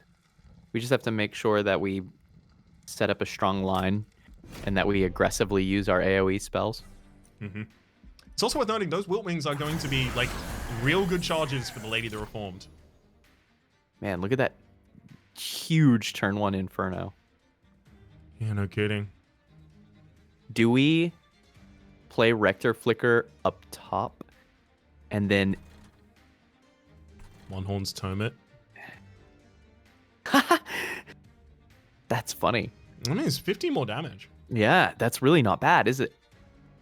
It would just need defensive units in front of it. It's just the Lady of the Reform can't be played if we're going for the Inferno as well. What do you mean? We have Hell's Banner. Oh god, yeah, we can. Oh no.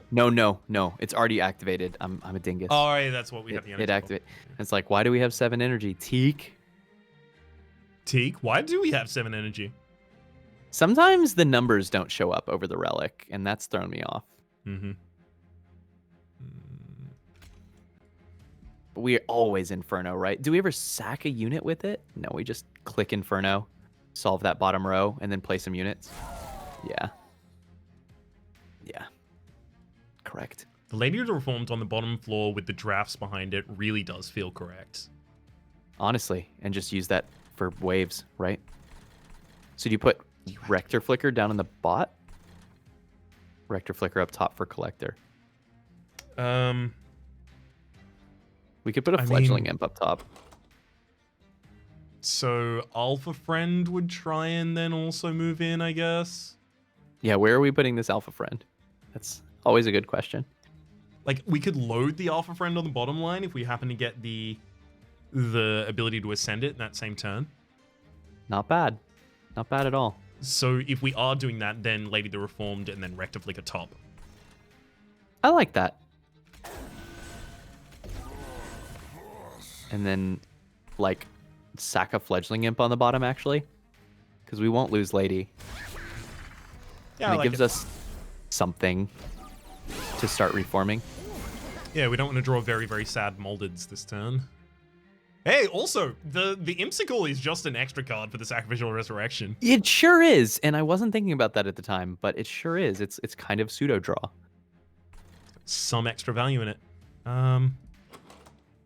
Probably don't want to consume that Molded, so we could, like, Molded, then Sacrificial Resurrection, just put the draft on the bottom line. Well, we have the other holdover Molded, right? We do. And we have a Wicked Blaze. I think it's okay to lose this Molded. Okay, so we end up with 60 damage on the draft. Attacks 2 times for 120. Still not enough to even take down the Darkwings, though. Oh, are we going to play the Wickless Tycoon too, or no? Where and why? Wherever. Why money? Money is the reason. Okay. Okay. Let's do that. That goes there. Sacrificial Resurrection. Get them all. Just put the draft behind. Okay. The why is the dollars. I didn't understand, but now I do. Having reconsidered, I have seen the dollars. The court concludes. Alpha Friend, why are you so big? Are we going to top lane that Alpha Friend? I'm thinking about some sort of a burnout, but... Some sort of a shenanigan? Well, let's think about it, right? This mid-floor is not good. We need to sort this out. And I think that's probably the first problem we need to sort out, because that becomes the top floor's problem next turn. Yeah. Yeah, you're right. So, like, that floor is brutal. Welder Helper in front and then Fledgling Imp kind of already solves. Ooh, and we have double Fledgling Imp too. That actually looks like a hell of a solution. Do we get to play any of these Fledgling Imps on the bottom row? Yeah, I think we can actually play the one that doesn't die on the bottom row. Cool. And then just let it die. Yes. Chump with it. Okay, so that's everything except the Wiltling in the back. That's already good enough. Oh, that energy is about to be so good. Yeah. Do we wait? Are we complete chumping with I would this? chump with it. Yeah. I like it. I like it. I mean, we'll reform the lady hopefully just in time for the boss. We've got 4 waves though, so we've got plenty of time. Look at that. Look at that. That's huge. Who's getting fatally really melted? Everyone. It's a good question, isn't it? It can happen basically anywhere and be pretty good. So the Wickless Tycoon... So we want as many things as possible to die on the bottom floor. So we don't want to ascend something past here and then melting for any reason. The Molded can just get us back dregs at the moment. We do want its holdover activated, so let's just get that dreg. Do you want to just support the Lady of the Reform with this? Sure. She's got 4 waves until we would like a death and reformation, I think. Mm-hmm. I think we can just throw the Fatal Melting on this line as well. Who's getting ascended?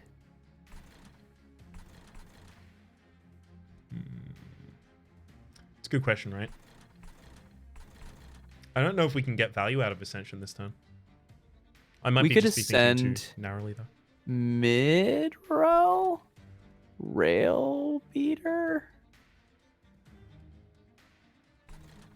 Yeah, I mean, I guess if we did the Fatal Melting, then we could do that. I mean, we're killing everything but the back one anyway with that play. Up to you, Pop. Just start making things on the top row, and then if something else dies in the mid row, there's actually space for Alpha Friend next cycle, which is, I mean, doesn't matter at all. But I will continue to fixate on finding a place for this 4-pip monstrosity. If nothing else, is its greatest weakness. It's so big. It is real large. If nothing else, though, we will just have a floor that we can put dregs onto, that we can put, you know, the excess imps onto as well.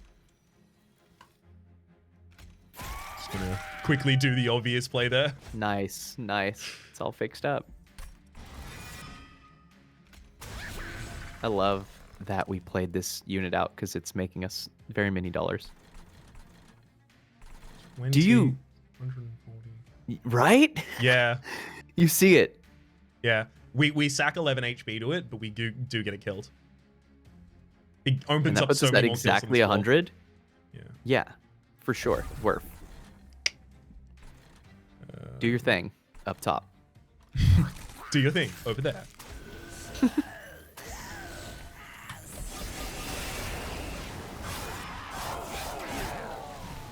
God, getting the Fledgling Imp and the Welder Helper every single turn, I feel like I'm playing the Shartail Queen. I know. What is this build? Oh, and this timing is perfect for the Lady Reformation, too.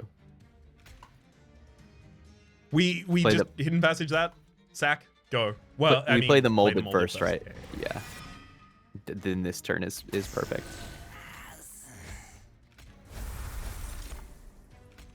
Biggest giraffe. Perfect. Okay, yeah. I see how this can win now. All it took was almost the whole game. But we see it. Bring back the lady. I've finally been enlightened.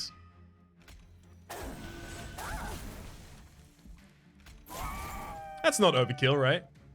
No. We should make another draft. Yeah, but let's be able to play it this turn. Yeah. More draft. Okay. So the thing I'm noticing here is that we won. We're too strong.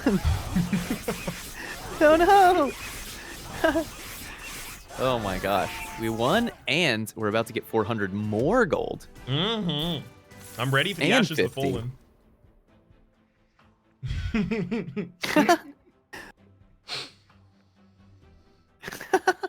I mean... I wish it was this memories. I really wish it was this memories. Yeah, if we had some reason to want that much energy. I think Wicked Blaze is just like choose the imp, or if you missed it because you kept reforming imps, choose the draft. I really don't mind increasing our reform saturation, right? Oh. That brings back a Alloy, Awoken, One Horn's Tome. Yeah, it's pretty good. Steel Pulley Claw? It brings back a lot. I mean, it can also bring back any of the trash spells we consume with Sacrificial Resurrection, though. So it's totally random, but isn't that great? I really like the animation on Impressive. This is also just kill an imp, free up space, as well as deal 50 upgrades to 100 are we sleeping damage. on this, actually? We might be. Because we are having trouble killing off our own units sometimes when we wish that it were easy. Are we hellventing in the next area, or are we... Where are we going in the next area? Let's figure that out I think we were first. going to go Merchant of Steel. Yeah. But I will admit, it's pretty tunnel vision. The reason that I want to go Merchant of Steel is to try to get good upgrades on Alpha Friend.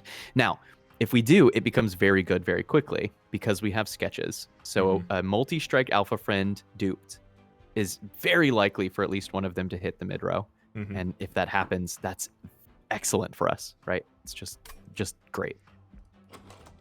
So what we can do on the other side is lower the cost of some things. We don't really have we have so much energy. Not anymore. We did until we got Hell's Banners. Yeah, so I think we aren't going for the spells, which means, yeah, let's go for the Impish Scholar. Sure. Whew. All right, and here it is. I'm so ready. Oh, whoa! That's multi-strike! That's actually so sweet. Okay, that's huge. Is there multi-strike in the store too? Is this a 3-hitting Alpha Friend that we're about to dupe? Come on. Okay, we could quick it. Are you feeling lucky? I'm feeling pretty lucky, Teak. Honestly, quick double hit is already pretty good. Are we being foolish? Should we just quick it and dupe it?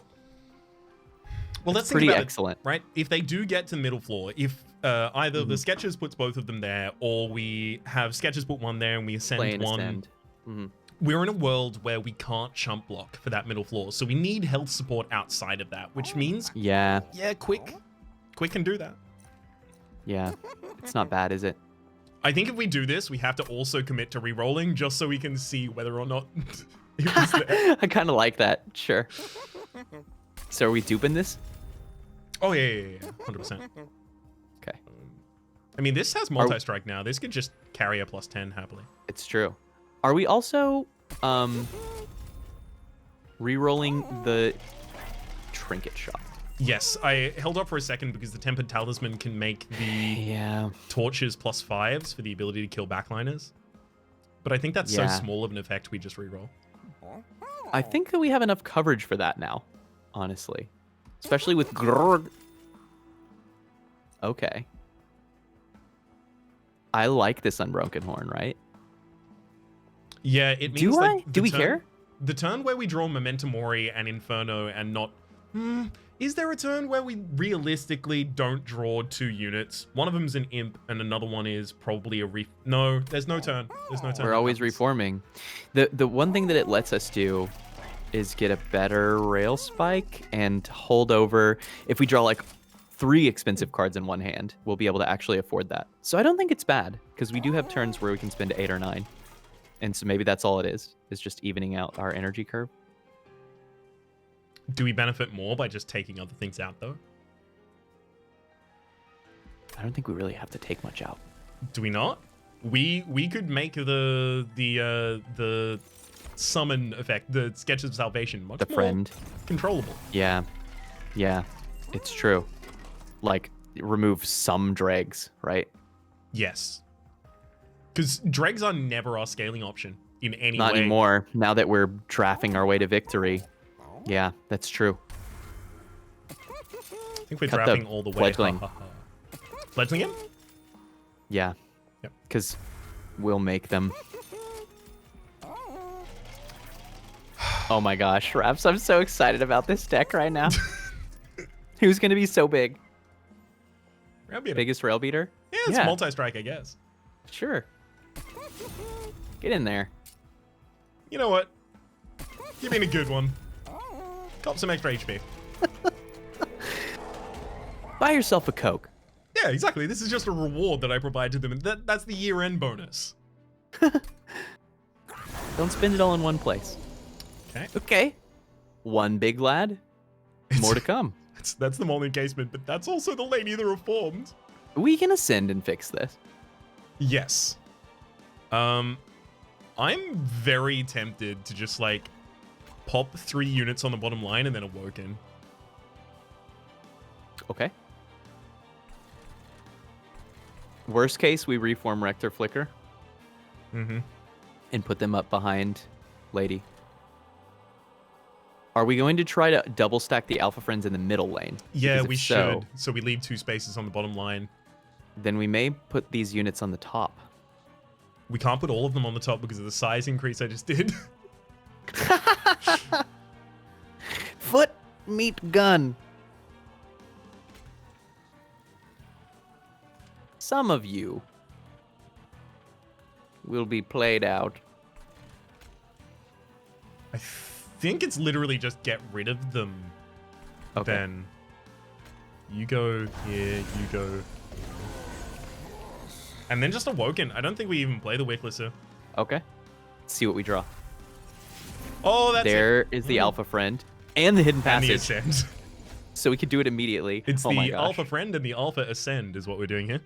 In that case, do you put the alloy on the front Alpha Friend actually, and like plan to use this lane for good and not evil? I was planning on using it for evil, but I guess I can swing it. Too good. bad we didn't draw a Sacrificial Resurrection there actually, because that would have been a pretty hot hand. Oh, they're gonna try and eat one another in this one. Okay, so the Lady of the Reformed is just gonna burn out here. That's how we end up losing that. Okay. And then just play our bot row is what we've been doing, and honestly, I think it's okay.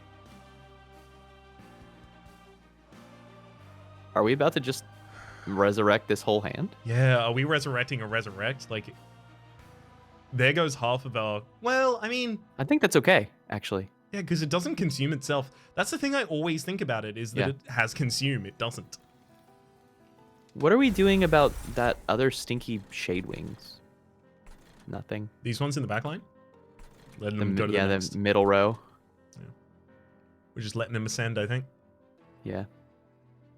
Okay. Hey, there's a world in which we reform that Molten Encasement and then send it up with Burnout 1 just to hold this floor. No for lie. longer. Yeah, honestly.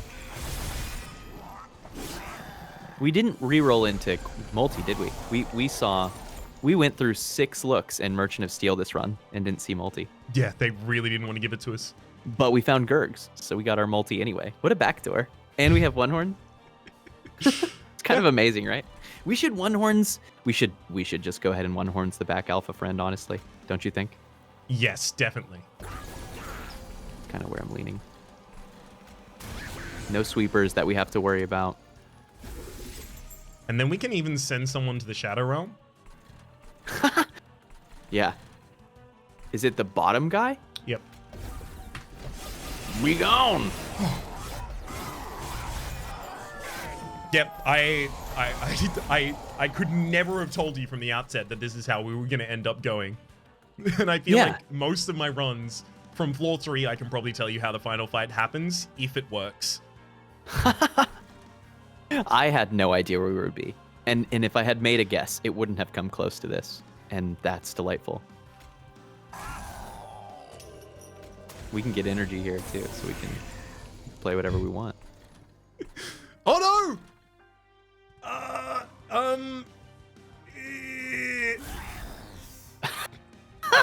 Because we need these to grow. Yeah, we do desire for them. Oh gosh, we got to get that lady back. Play her out somewhere. Totally normal place. That's awesome. I mean, yeah, we've got her back now. It begins. Oh, an Impish Scholar. Hit us with the one horns. One time. One horns one time. One time. Okay, that's fair. The torch. One more time. Try again. One horns one time. Come on. I can't play that anywhere. I try. Oh, God. I mean, you know, we could Crushing Demise bot row. Actually, we should play the Pyre Chomper and Crushing Demise bot row. That's actually just a good play. Really? Yeah, because it's gonna do on average like 130 damage. It's great.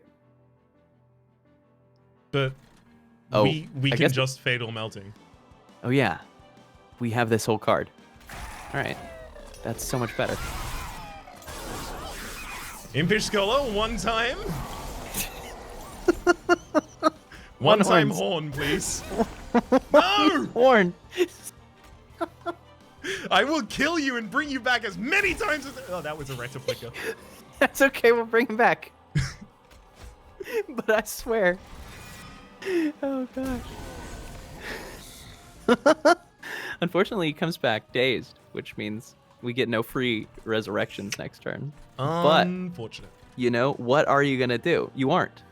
Hey, if we Molten Encasement... We have so many units that need homes. Mm-hmm. Yep. If only we had more homes to put them in. We just don't have enough homes. That's really what it boils down to. All right, there's the molded. We'll get this back, pop that back on the top floor, and then sack res. Ideally, they'd go on the bottom row so that they would stay alive. The which? The burnout Rector Flicker. Now that they're burnout. Ah, right. I'm but just using they're out them. of waves to matter. Yeah, exactly. Oh, as a filler. Yeah. Okay, so how are Alpha Friends doing? Are they winning? They're doing all right. They're doing okay. So 30 against the front line.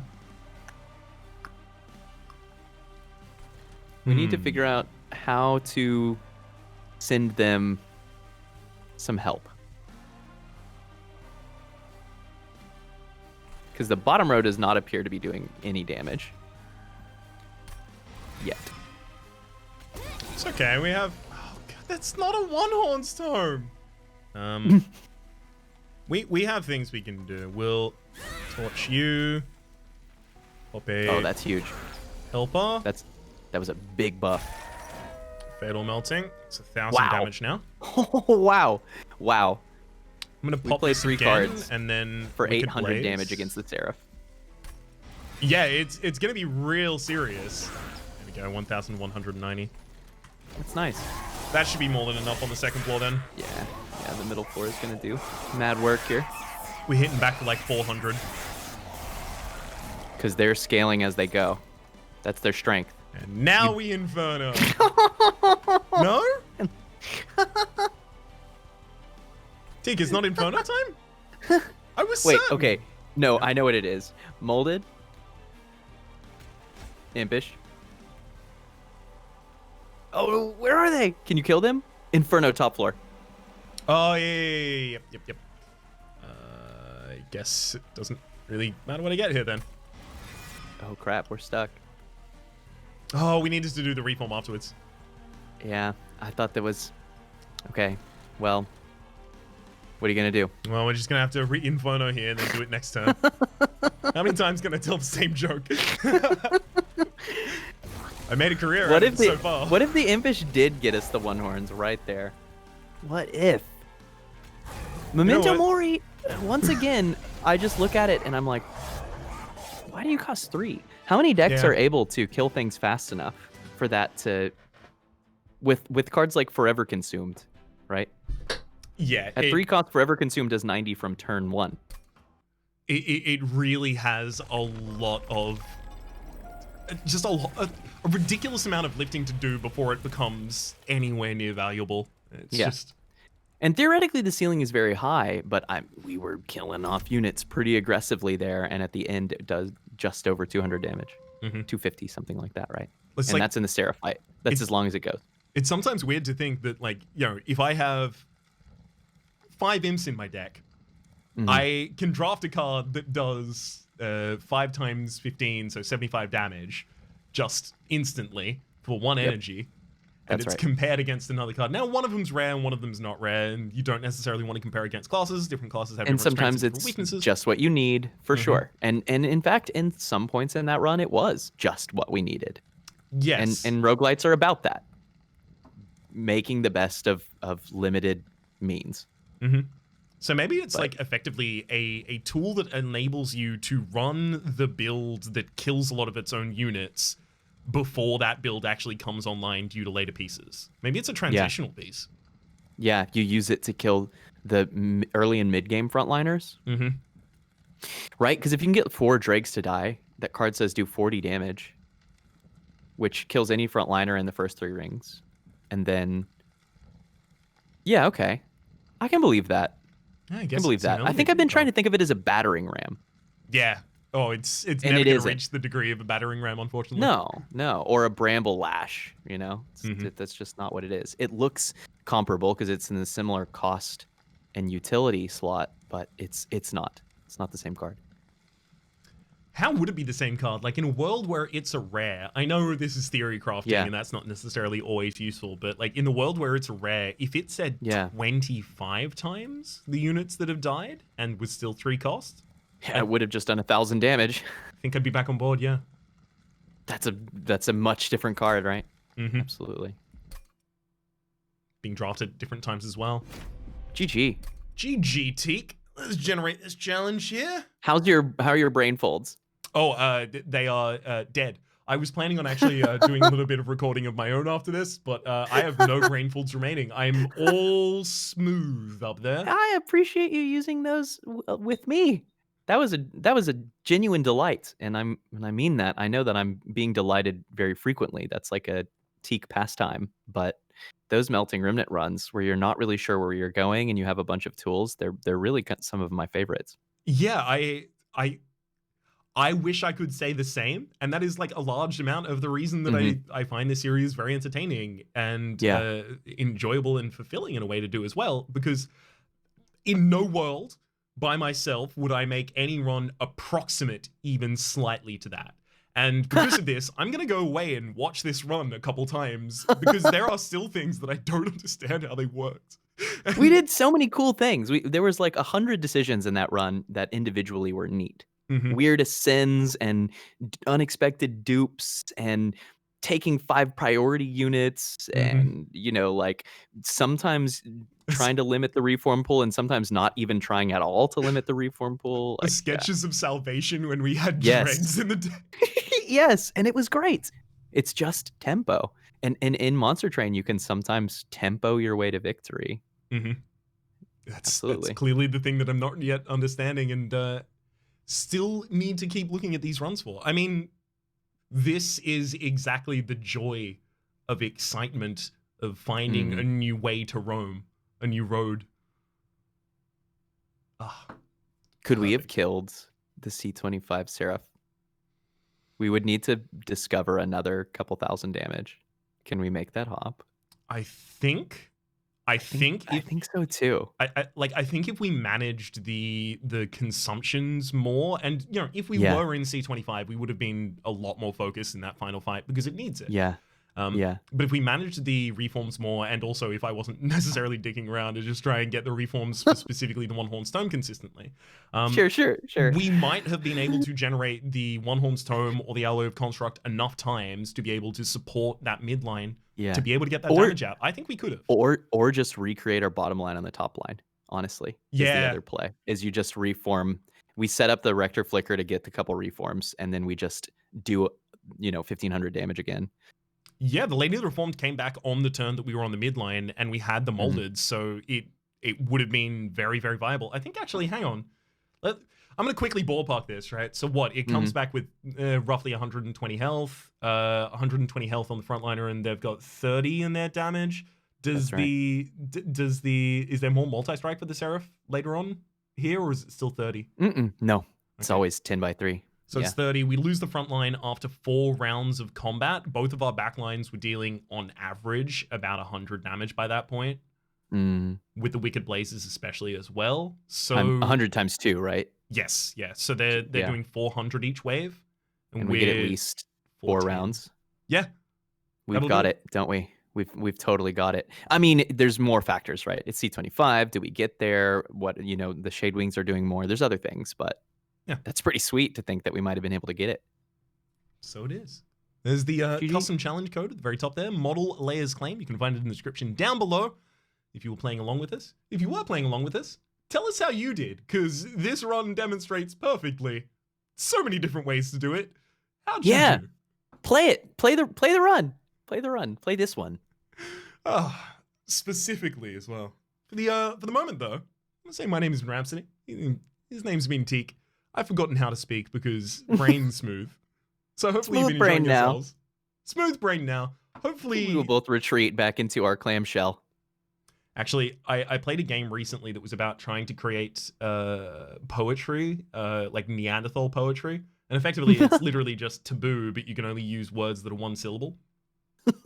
Now, I have difficulty telling what words are one syllable or two syllable. I can't count syllables in words outside of like the beat structure of like rap, typically. Okay.